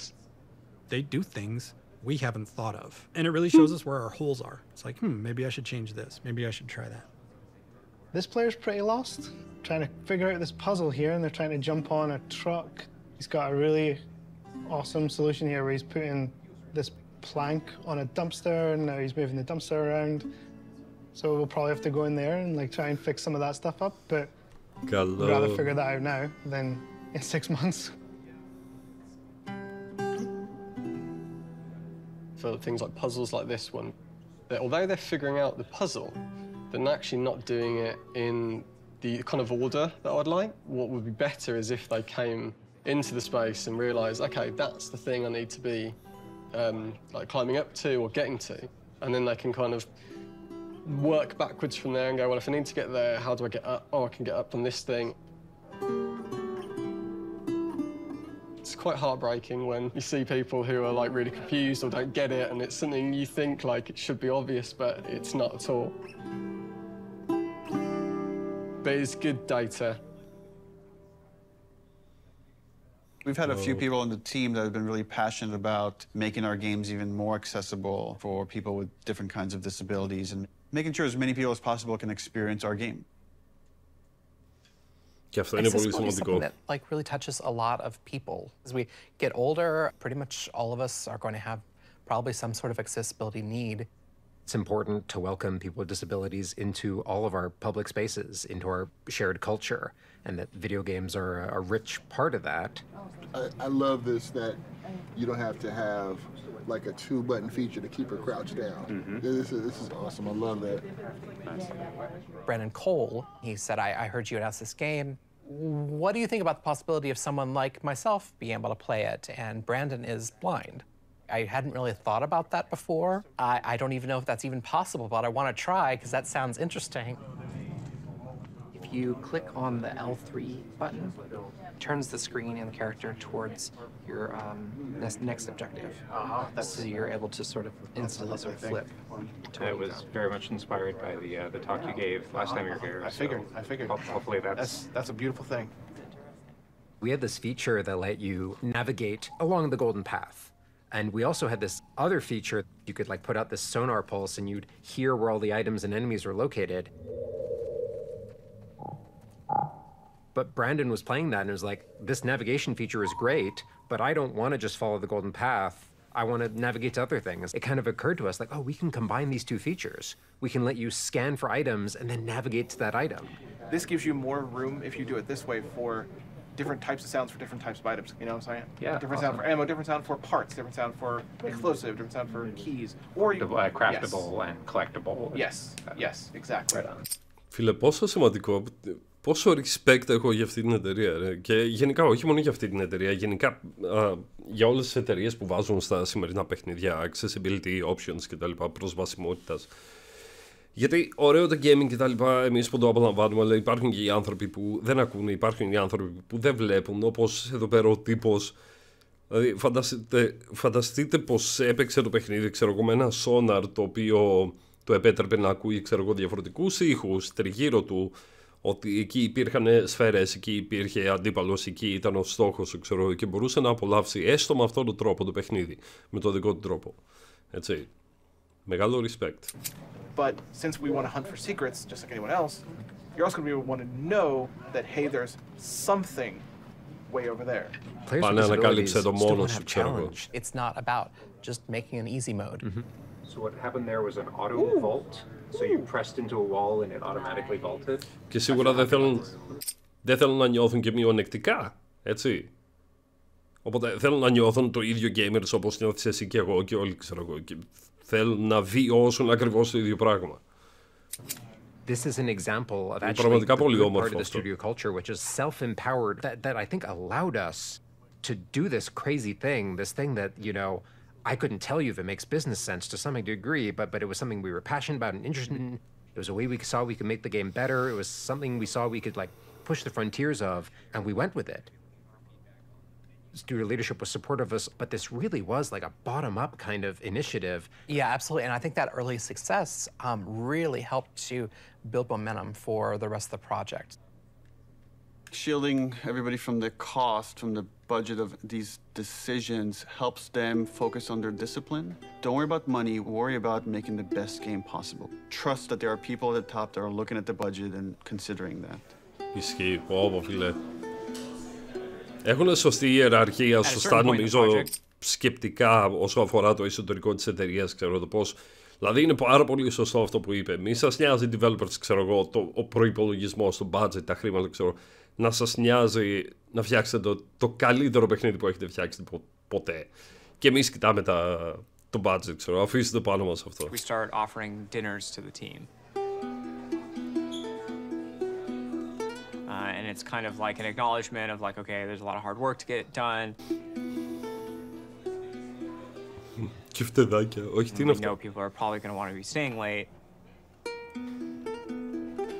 Δεν είναι άσχημο να εργάζεσαι σε ένα στούντιο, έτσι. Οπότε όσοι σπουδάζετε κάτι τέτοιο, μπράβο σας, συνεχίστε το.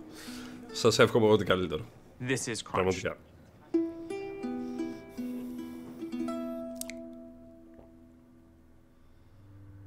Υπήρχε καθυστέρηση στο παιχνιδιό, δεν το θυμάμαι καθόλου αυτό. Οπότε είμαστε στο 19.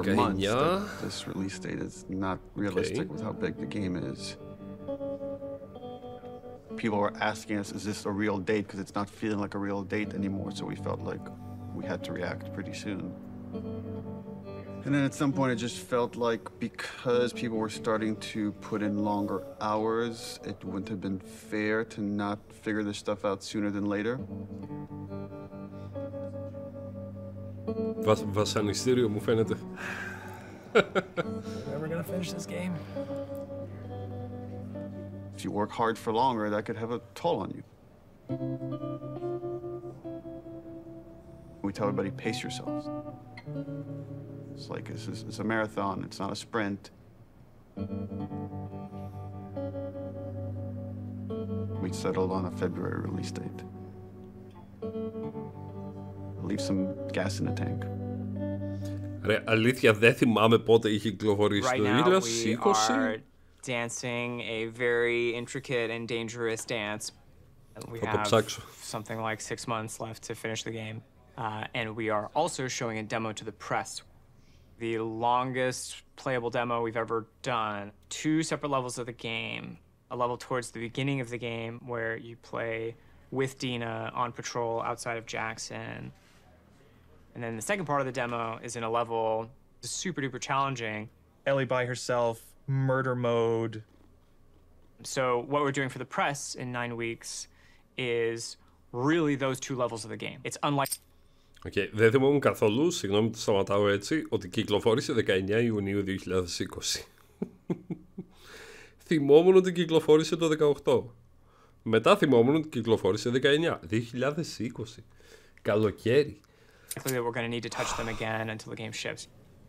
That was really the only kind of demo that we could do at this point that would still help further our production goals as well as give us this like marketing boost that we need. The more we talked about it, the more we convinced ourselves, okay, this would actually be a good time to just put out a trailer. Building these 2 major demos and a trailer next to the rest of the fucking game. And it felt impossible early on. I mean, it's the thing that's always hard for us to polish. You review these things and we're looking at all these tiny details. It's like, even that shot of Jackson is like, where should the trees be? How much fog should there be? How much sun should there be? How should the sun hit the clouds? How we get all these civilians, the kids, do they have the proper gear? Are they wearing the right clothes? Is the tractor leaving tracks on the ground? That kind of crazy detail can only come through all these departments coming together and rising this occasion to achieve that kind of level of quality. Κι όμως πέτυχαν αυτό το επίπεδο ποιότητας. Γι' αυτό λέω, πάρτε 5-10 χρόνια όσα χρειάζονται, ξέρω, και δώστε μας ένα παιχνίδι σε κάθε εταιρεία. Δώστε μας αυτό το παιχνίδι που αξίζουμε εμείς ως gamer. Αυτό για το οποίο θα πληρώσουν κιόλας οι gamers, έτσι. Δώστε μας αυτό που μας αξίζει. Magic. Αυτό θα είναι ωραίο. Η τελική ευθεία. Before we show you the trailer, just to say thank you to everyone, where we jumped from doing a 3-hour demo to this trailer where we had almost nothing, and it's like pretty amazing what we can do when we all come together. In fact, it's so amazing you can forget, and I've been here for a long time and I can forget. So to remind you, and maybe reignite some of that panic, we're going to show you 2 trailers. One from exactly a month ago, and one from about an hour ago when we wrapped up the trailer. So enjoy.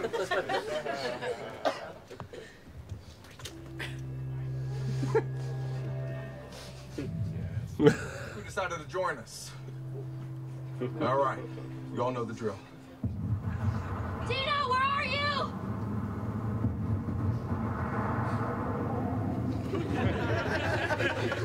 You think I'd let you do this on your own?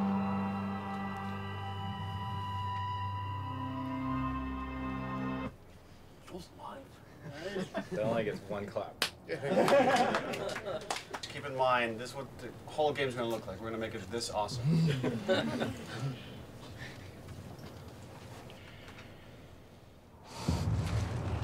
You can't stop this. This was a good reminder. Look, when we come together, when we rise to the occasion, when we do this thing that people outside the studio talk about, like this Naughty Dog magic, this is what it looks like. So when you look at parts of the game that aren't there yet, know that we could get there in a pretty short period of time when we're so focused.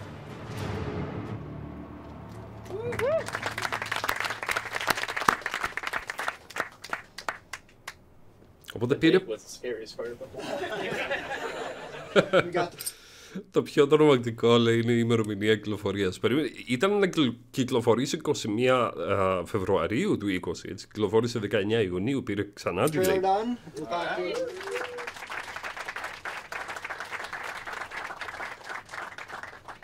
Wanted to take this moment to run through the events of Outbreak Week, which is when the trailer is going to debut.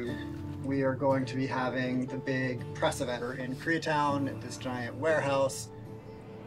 We're actually having 80 journalists from all over the world come. We made sure very comfortable chairs for 3 hours.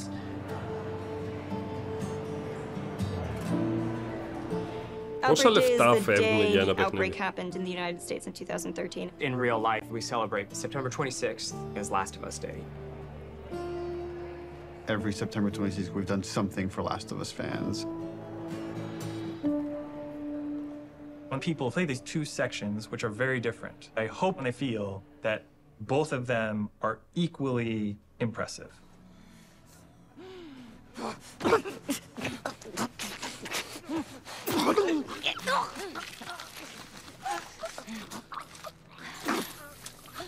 When you play that first demo, you're like, that was incredible. Oh my God. This could have been the whole demo. This could have been the whole thing. It says enough about what the game is.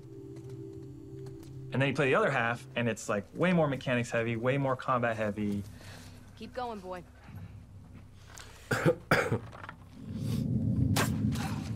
There. In the highest level of how Naughty Dog is perceived as a company, it's that we're story first and mechanics second. A lot of it is, I think, proving to the press and proving to people that, yes, we can do both. I want people to walk away and say, this is the best controlling, this is the best feeling third-person shooter. It's on the level of the best action stealth games you've ever played. Ισχύει. Ξεκάθαρα. So one of the things that I've always found really exciting about The Last of Us is the kind of fidelity with which we represent human intelligence. One of the ways that really helped make them feel more human and more alive was the way that they use their body language to communicate to each other. Everybody spread out. We may have multiples.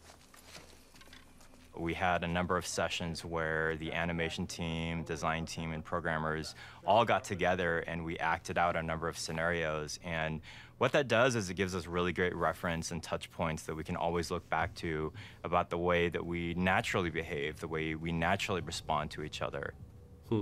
And those are the types of details that we want to weave back into the game. Someone took out Zoe! Who the fuck's out there? Sweep the whole goddamn street.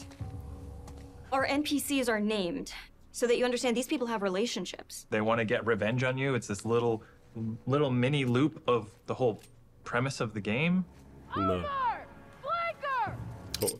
Οπότε και το είχα σκεφτεί αυτό κιόλας, ότι μου είχε φανεί περίεργο πως οι διάφορες μικρές μάχες που αντιμετωπίσαμε, ξέρω εγώ, μέσα στο βασικό παιχνίδι, όλες αυτές οι μάχες είχαν ονόματα. Όλοι οι αντίπαλοι, οι εχθροί που για μας φαινόντουσαν ασήμαντοι, μας φαινόντουσαν ως ένα μικρό εμπόδιο για να πάμε στην επόμενη περιοχή, στην επόμενη αποστολή και να φτάσουμε, ξέρω εγώ, στο endgame, στη βασική ιστορία, ξέρω εγώ, στο βασικό cinematic, cutscene. Όλες αυτές οι μικρές μάχες είχαν ονόματα, οπότε αυτό σημαίνει πως έδινε μια αίσθηση ρεαλισμού, ρε παιδί μου, ότι όλοι αυτοί οι αντίπαλοι γνωριζόντουσαν μεταξύ τους, ήταν μια παρέα και εμείς μόλις τώρα σκοτώσαμε έναν δικό τους. I just killed their friend and they want to kill me now. Yep. there's a cost. You killed that person. His friend now feels a loss. You know, his dog is now alone. Ακριβώς. Λιπόσουν ακόμα και το σκύλο εδώ. Dogs are really difficult to start off with because they're quadrupeds. They just don't turn around. They kind of like wheel around a little bit. Smell something, girl? The main concern we had is how is it that we can actually get a dog to perform a dance card on the motion capture set? And when we finally brought them on set, it was just incredible what these dogs were capable of doing and what the trainers were able to accomplish in a short time. Jump! Oh, there you go. Φανταστικό, ρε. Τέλειο. So they're super hard to shoot. Fuck! They are very low to the ground. You have like these attacks that are designed to go up here, and now you have to kind of do them down there. Killing a dog has gotten people σκυλάκι. more like upset than anything else in the game, than hanging people, than eviscerating people. We're gonna break new ground in dog murder.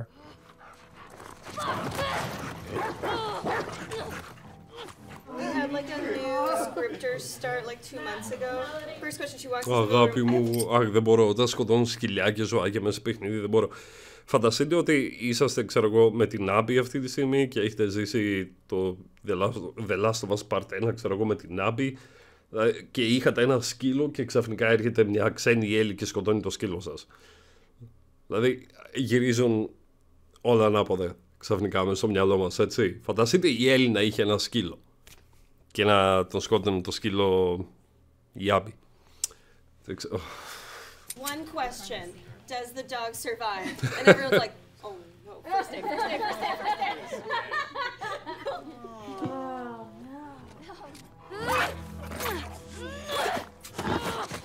Το είχα λυπηθεί. Θυμάμαι ότι το είχα λυπηθεί εδώ.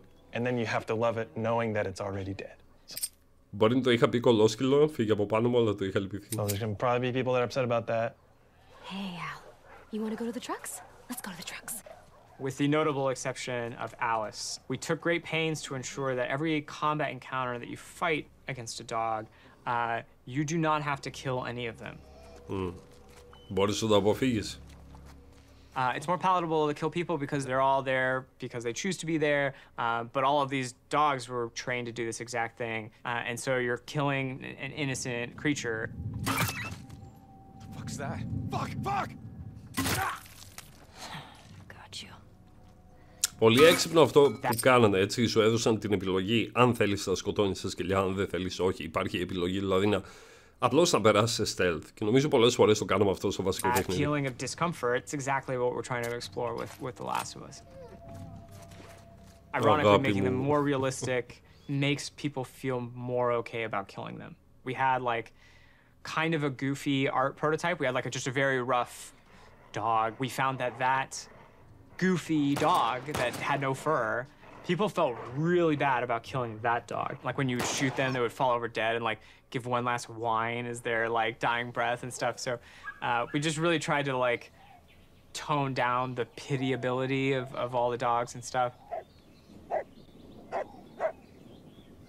Αγάπη μου, πήγαν τα ηχογράφησαν ρε. The best sound in most games are the stuff you don't notice. The Foley in the game is extremely detailed.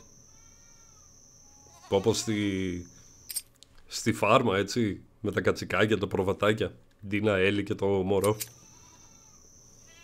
Things like Foley are very easy to get wrong and noticed for the wrong reason, very difficult to get right, but when you get it right, no one's going to pat you on the back for it. Ισχύει. Audio guys are kind of a different breed. We listen to everything all the time. It's kind of a curse. Στους ουρανοξύστες, γέφυρες που περνούσαμε. Our ability to use pre-recorded assets from a library that's like commercially available has been diminished almost entirely because we have very specific needs. Do one more of those.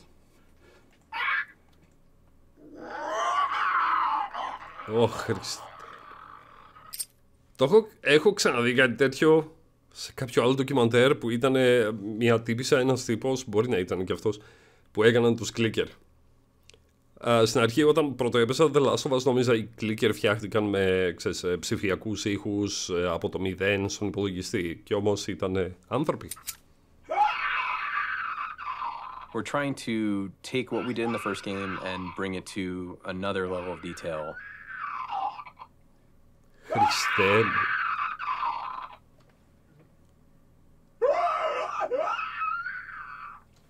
Yeah, play with that a little bit. Like mixing that tonality in is cool. Yeah.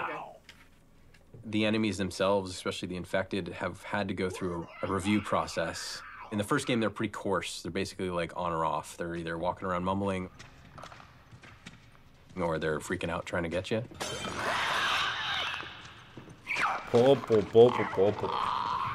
Το γεγονός ότι άνθρωπος μπορεί να κάνει μια τέτοια φωνή, να ακούσει κάτι τέτοιο το βράδυ. Φανταστείτε το τύπο που κάθεται, ξέρω εγώ, το τύπο που ζει, ξέρω εγώ, κάπου και έχει οικογένεια και να το κάνει αυτό το βράδυ στη γυναίκα του, στα παιδιά του. Δεν ξέρω πώς μου ήρθε. And so now we've developed sort of this like murmuration breath system that allows them to have a much more natural flow between being agitated and not.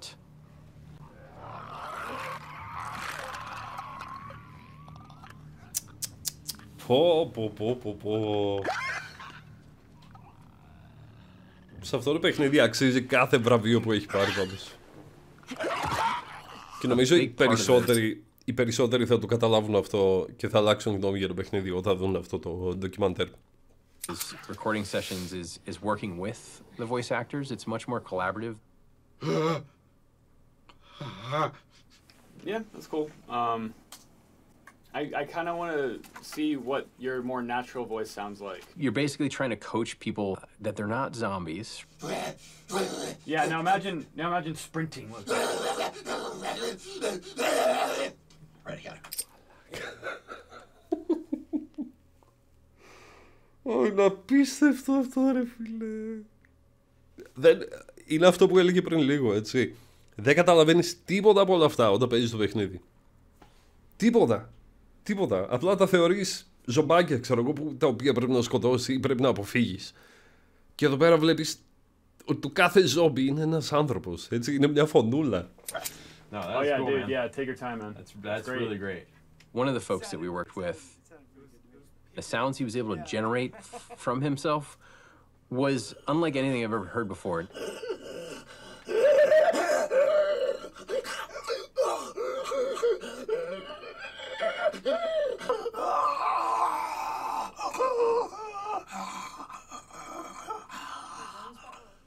Gnarly sounding roars and breaths and wheezes and really interesting stuff that I've never heard come out of a person ever.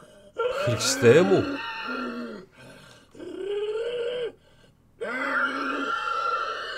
Sound is, we're inherently post-production on a lot of this stuff.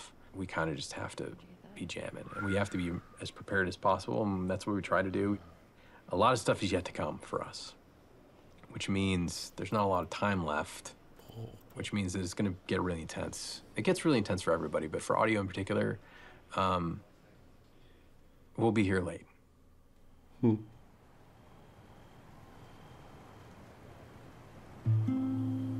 Νοέμβριος 2019, Φεβρουάριο βγαίνει. I don't know if it's the whole studio, but I know I'm definitely feeling very tired right now.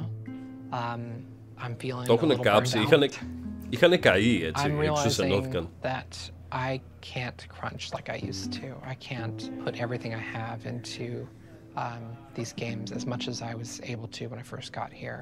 It's pretty unanimous that this game is really big.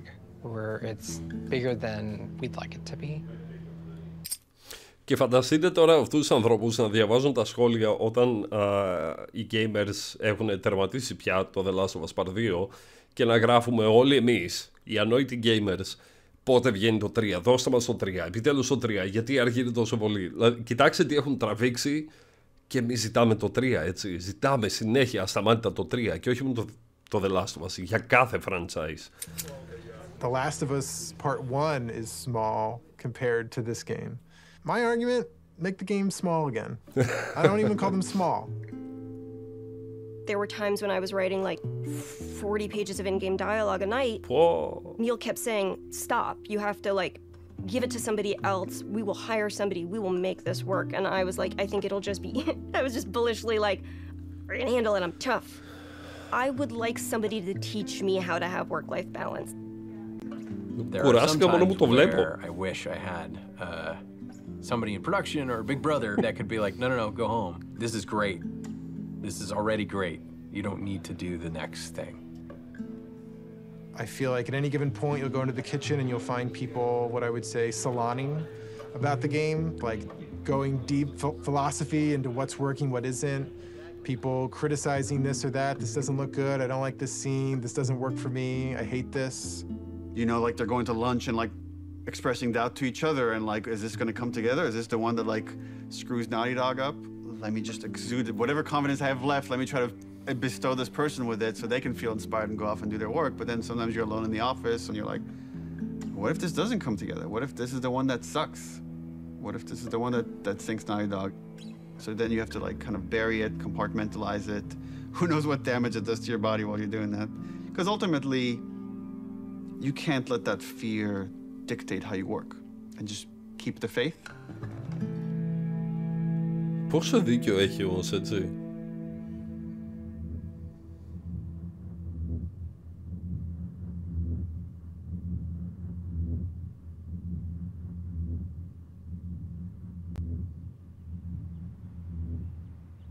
Και οπότε κυκλοφόρησε το παιχνίδι μας στο 2023 και δίνει τελική συνέντευξη για να φτιάχτει το ντοκιμαντέρ. The game was just about done, was content complete. We were fixing bugs when there's these like rumblings of this pandemic happening. Like I remember when this COVID shit hit and we're like, bro, wow, really? Like for real pandemic? Χριστέ μου, φανταστείτε αυτούς τους τύπους λίγο εκεί μέσα, έτσι, όταν ξέσπασε η πανδημία, COVID και οι τύποι φτιάχνουν το παιχνίδι. Φανταστείτε λίγο το συναίσθημα να φτιάχνεις ένα παιχνίδι με πανδημία, cordyceps κτλ. Άνθρωποι γίνονται ζόμπια και ξαφνικά ανοίγεις τηλεόραση και βλέπεις, ξέρω εγώ, ερημωμένες πόλεις. Κλειστείτε όλοι στα σπίτια, δεν βγαίνει κανένας έξω. You know, at first it feels like, oh, this is nothing we need to worry about. And then all of a sudden you do have to worry about it. And like, are people going to want to play a game that takes place in a pandemic when there's a real pandemic? Ισχύει, wow. Είχαν να αντιμετωπίσουν και αυτό. Home ever. Like Naughty Dog was actually strictly against working from home. We did not have the infrastructure set up at this studio to work from home. And it's because we were so intense about security and leaks that all of our data, including our emails and our chats and IMs, it all had to be on a server inside the building.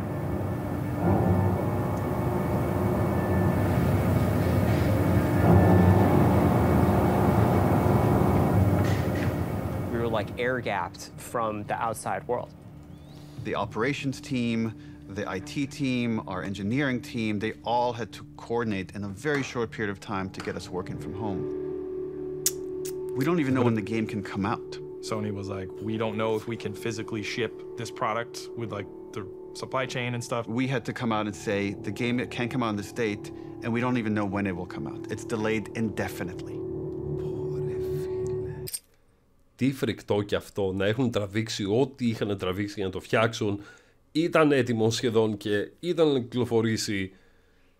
Και ξαφνικά COVID, ξαφνικά delay, ξαφνικά όλοι οι υπολογιστές, όλα τα γραφεία εξαφανίστηκαν και πήγαν όλοι οι υπολογιστές στα σπίτια για να δουλέψουν από τα σπίτια. Είναι φρικτό αυτό. So a lot of our most hardcore fans are angry with us. Around the same exact time, we started having these leaks. Σοβαρά υπήρχαν και αρροές. Put out this video. Like, where is this coming from? It's a video from one of our reviews, so you could hear the notes and people that can't attend the meeting can watch it after the fact. We store all these videos on our server. Did it come from the inside? Someone with a Naughty Dog? Ναι, άρα κάποιος ήταν από μέσα. This isn't like a developer leaking this, isn't it? This isn't someone on the team. It's this person in the Netherlands downloaded terabytes of videos through a back door in the server. And then this is where we made a fatal error. Let's close this back door. And then this person put out everything. a video goes up on YouTube, and I don't remember what the first video was, but it was something relatively benign. But they weren't like super important scenes. You know, they were like little clips, and it was like, okay, that's a little weird. What is that? All out of order and stuff. And I was like, oh, that's bad. And you kind of wanted to just say, stop, wait, don't watch it. Like, you're gonna ruin things for yourself. There's YouTubers I've watched for years, and they're making entire videos, and the title is like, fuck Naughty Dog. And fuck The Last of Us Part 2. There's just all this negativity and nope. Τώρα που το σκέφτομαι, όντως υπήρχε leak και υπήρχε τεράστιο leak με τον Joel για αυτό που παθαίνει ο Joel στο παιχνίδι. Και θυμάμαι πολλοί από εσάς μου το γράφατε στα social media, στο Instagram και με προειδοποιούσατε, ξέρω εγώ. Δεν το πίστευα, εννοείται δεν είχα πιστέψει τίποτα. Γιατί γενικά όταν βγαίνει μια μεγάλη κυκλοφορία δεν κοιτάω τίποτα απολύτως. Uncharted, God of War κτλ. Δεν παρακολουθώ. Προσπαθώ να αποφύγω ακόμη και το trailer, ώστε να υπάρχει η αυθεντική, να υπάρχει αυτή η αυθεντική αντίδραση μου στο βίντεο. Όχι μόνο για το κανάλι, όχι μόνο για το βίντεο, αλλά και για μένα. Δεν θέλω να σποιλαριστώ με τίποτα. Και θυμάμαι ότι υπήρχε ένα τέτοιο leak. Δεν ξέρω αν αναφέρεται σε αυτό. Positivity, because no one has played the game. They just have these videos out of context and all these rumors mixed with them. Abby is playable. They thought Abby was trans because she has muscles. Here's the ending if they kill Ellie. And then it just turned into this whole political thing. Oh, Naughty Dog's they're doing this political shit. And then I get this text from Evan. They just posted Joel's death. Yep, αυτό είναι. And my heart sinks. I can't even describe this feeling. It's just this like dread. It's almost like you just heard someone you care about died. I know that's the closest I could come to. Μετά από ό,τι έχουν περάσει και ξαφνικά βγαίνει leak ότι ο Joel πεθαίνει. Τι κάνεις εκείνη τη στιγμή? Παράτατε και φύγε, ξαφανίσου. Πώς το ξεπέρασαν αυτό? I thought Troy would be looking at that and be like, you see you were wrong. He said, do you think we did the right thing? And I said, I don't know, Neil. I haven't played the game yet. I was livid. I was real angry. I'm bombarded with hundreds of negative comments, death threats, anti-Semitic comments. It's putting me in a deep depression. There's some stupid stuff that's like, you're a feminazi, you're whatever shit like that. But it's like some stuff was really like, you know, disturbing. The hatred. Είδα την εικόνα κάτω δεξιά. Γυρίστε το λίγο πίσω, δείτε την εικόνα κάτω δεξιά που είχε. I think that was behind it. I was sad. Like there were a lot of days where I would just cry. Every time I went online, it was just, that's all I saw was death threats and threats of violence. And the worst of it, the really like hardcore death threats got passed along, and they, you know, made sure that they weren't anyone that like lived close by. Ξέρετε τι με τρομάζει περισσότερο? Ότι αυτά τα απειλητικά μηνύματα, αυτές οι ζωγραφιές, ξέρω που είδατε, αυτά τα μηνύματα που είδατε πριν λίγο ότι γράφουν διάφορα πράγματα στον Neil, σε όλη την ομάδα, για αυτό που έκαναν σε ένα παιχνίδι. Στην τελική είναι ένα παιχνίδι, έτσι. Το ανησυχητικό είναι ότι όλα αυτά τα μηνύματα προέρχονται από απλούς gamers όπως εσύ και εγώ, έτσι, όπως εμείς. Από απλούς gamers που μπορεί να κάθονται δίπλα σε ένα internet καφέ και να παίζουν ένα παιχνίδι και να γελάνε, ξέρω εγώ. Δεν είναι ανησυχητικό αυτό? Ότι ανάμεσά μας υπάρχουν τέτοια άτομα που για ένα παιχνίδι θα μπορούσαν να γράψουν κάτι τόσο άσχημο, απειλητικό προς μια ανθρώπινη αθώα ζωή, ξέρω εγώ. Πίσω από μια οθόνη.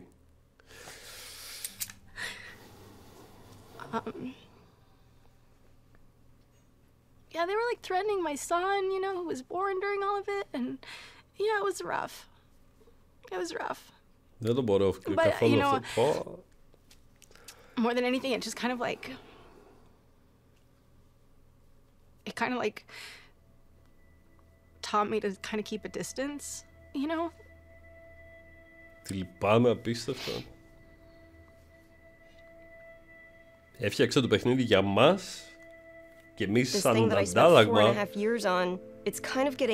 απειλήσαμε. And then for 2 months before release, there's like nothing you can do. You can't release the game sooner because it's not done yet. Δεν μπορούσαν να κάνουν τίποτα απολύτως. Το leak είναι leak, βγήκε εκεί έξω. And that was the lowest point in my life. I'm working on the game towards the end at home by myself, feeling very alone. And I said, who am I doing this for? Like, why? It's too much. And I barely squeaked by. And then we were able to finish it. And, you know, we sent it to reviewers, and reviews are through the roof. Yes!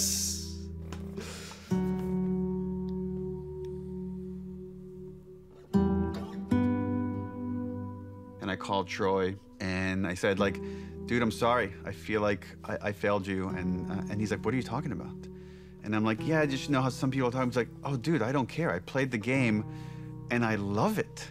And I got really emotional. It's like I realized how much I care about Troy caring about the game, and that was a huge sense of relief. There's not a single aspect of the game, part 2, that I would change. And anytime someone comes up to me and says, you know, I didn't really like what they did to Joel, I was like, great, awesome. Tell me a better version of the story. And to this day, they still can't. It was a traumatic experience for myself and many people on the team, and the kind of hate we got because of those leaks will stay with me forever. And I can't even describe how angry I was of what the damage this person did to us. I want them punished in every sort of way. I wanted this to be this villain. And this person is like, you know, in their 20s or whatever. They live with their parents. And it's a fan. And then when we delayed the game indefinitely, this is what they said, is like, I wanted to force Naughty Dog's hand. I wanted to force them to release the game. So I thought if I just put out all the videos, eventually they'll put out the game, which again was never an option for us. Ήταν 20 χρονών παιδάκι που ζούσε με τους γονείς του και ήτανε φαν της Naughty Dog, ήταν λάτρης του παιχνιδιού και ήθελε απλώς να πιέσει την Naughty Dog, διαρρέοντας όλα αυτά τα βίντεο, να πιέσει την Naughty Dog να κυκλοφορήσει το παιχνίδι νωρίτερα. Τι μπορείς να πεις?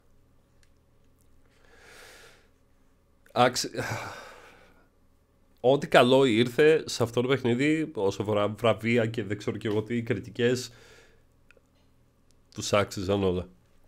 Αυτό έχω να πω, τους άξιζαν όλα. Άξιζε τα καλύτερα αυτό το παιχνίδι. Συγκινήθηκα. I remember sitting there, συγκινήθηκα τώρα.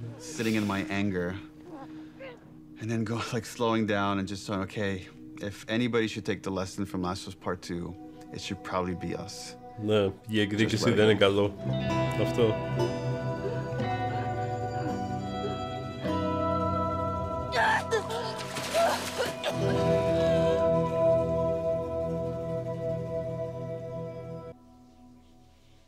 Oh, η σειρά. The HBO's thing has been a wild ride. Ωρε.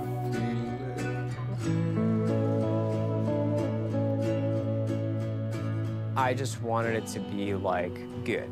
Like, dude, if it just comes out and it's a good show, like that's gonna be huge.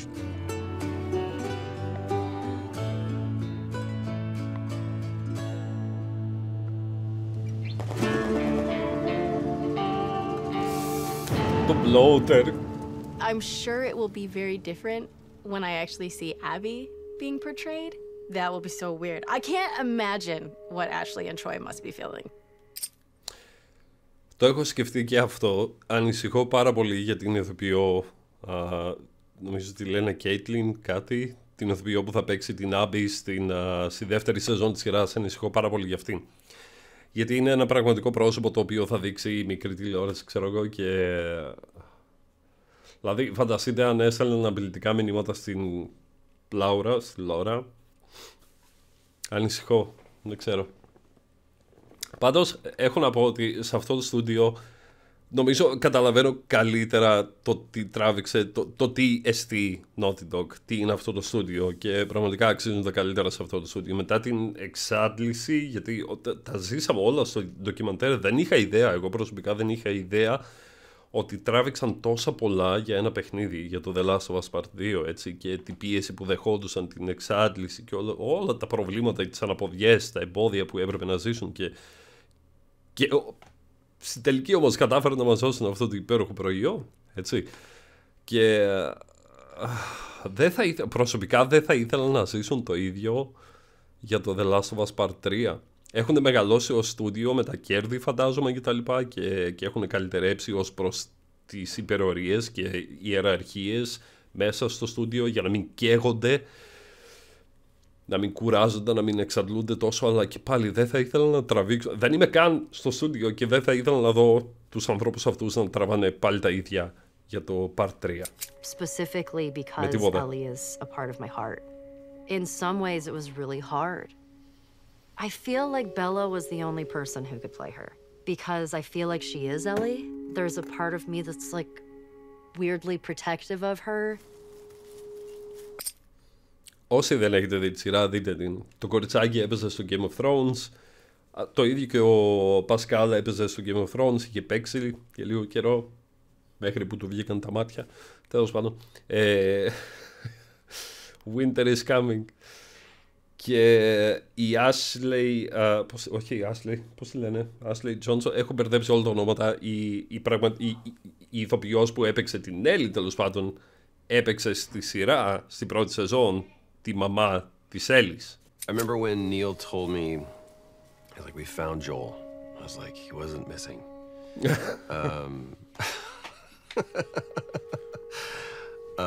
He goes, Pedro Pascal. And I went, oh, we're bulletproof. It felt like Craig and Neil together saw that this was a story about humanity, and they made it a story about humanity. We got Frank. Who knew that was waiting? Craig's screaming from the sidelines going, I did.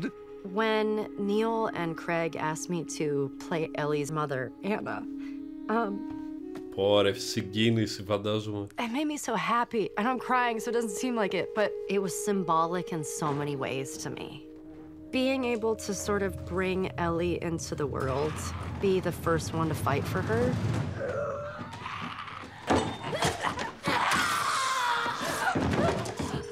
It breaks my heart. I felt like on the other side, we could get this story to people that will never play a video game. My mom is watching the show, and like, she can enjoy this story, and she can be a part of it, and she's so excited I'm working on season 2 and getting to see that. I love this idea that someone could watch the show and then realize, wait, that's based on a video game? And come back and check out the game and then realize, oh, there's like all these rich games, AAA, indie, and all sorts of stories that are really unique to this medium. Και είναι αλήθεια, όποιος δει τη σειρά και έχει παίξει το παιχνίδι, είναι σαν απλά να παίζει το παιχνίδι χωρίς να κρατάει ένα controller στα χέρια του. Η σειρά πήγαινε ακριβώς όπως το παιχνίδι. I did some other interview where someone asked me about The Last of Us and would there be any more stories or something, and I mentioned, like, you know, we have written a story that takes place after The Last of Us 2 that stars Tommy, and I hope one day we get to make it. And the headlines across the industry were like, Naughty Dog has outlined Last of Us Part 3, and that's actually wrong. It was always a small story. It was never like a full title. At the time, we had higher priorities at Naughty Dog, was like to fix our pipeline, to fix work-life balance issues. Just based on where we were, I didn't want to prioritize this story, so that story was shelved. And I still believe one day it will see the light of day. I don't know if it'll be a game or a show, TBD. First game had such a clean concept of like the unconditional love a parent feels for their child.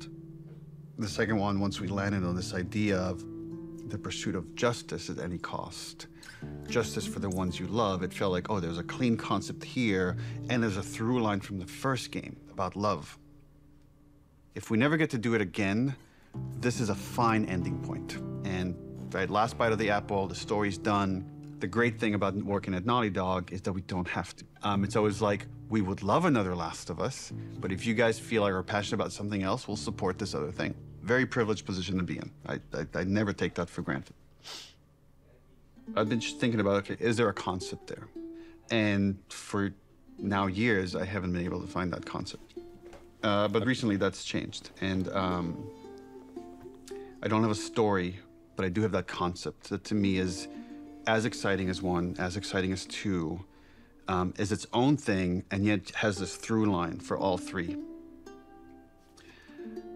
So it does feel like there's probably one more chapter to the story. Yes. Yes. Τα καλύτερα λόγια, έτσι, για το τέλος. Δεν έχω τι να πω. Δεν ξέρω αν είναι το παιχνίδι καλύτερο ή το ντοκιμαντέρ που μόλις είδα.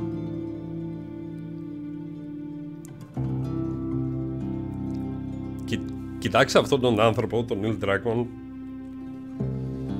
και μαντέψτε τι έχει στο μυαλό του όταν λέει ότι έχει βρει τη βασική ιδέα. Τι μπορεί να είναι? Θέλω τις θεωρίες σας, τα σχόλιά σας από κάτω. Τι μπορεί να είναι αυτό? Το οποίο είναι ανεξάρτητο μόνο του, σαν τρίτο παιχνίδι, αλλά συγχρόνως συνδέεται με το 1 και το 2. Κρατάει αυτή τη γραμμή 1, 2, 3. Ήταν υπέροχο. Γνωρίσαμε καλύτερα την Naughty Dog, The Last of Us και τους ανθρώπους που κρύβονται πίσω από αυτό που παίξαμε. Ελπίζω να σας άρεσε όσο άρεσε και σε μένα. Θα τα πούμε σε οποιοδήποτε επόμενο βίντεο. Πατήστε το like αν σας άρεσε και ναι, να είστε καλά. Γεια χαρά.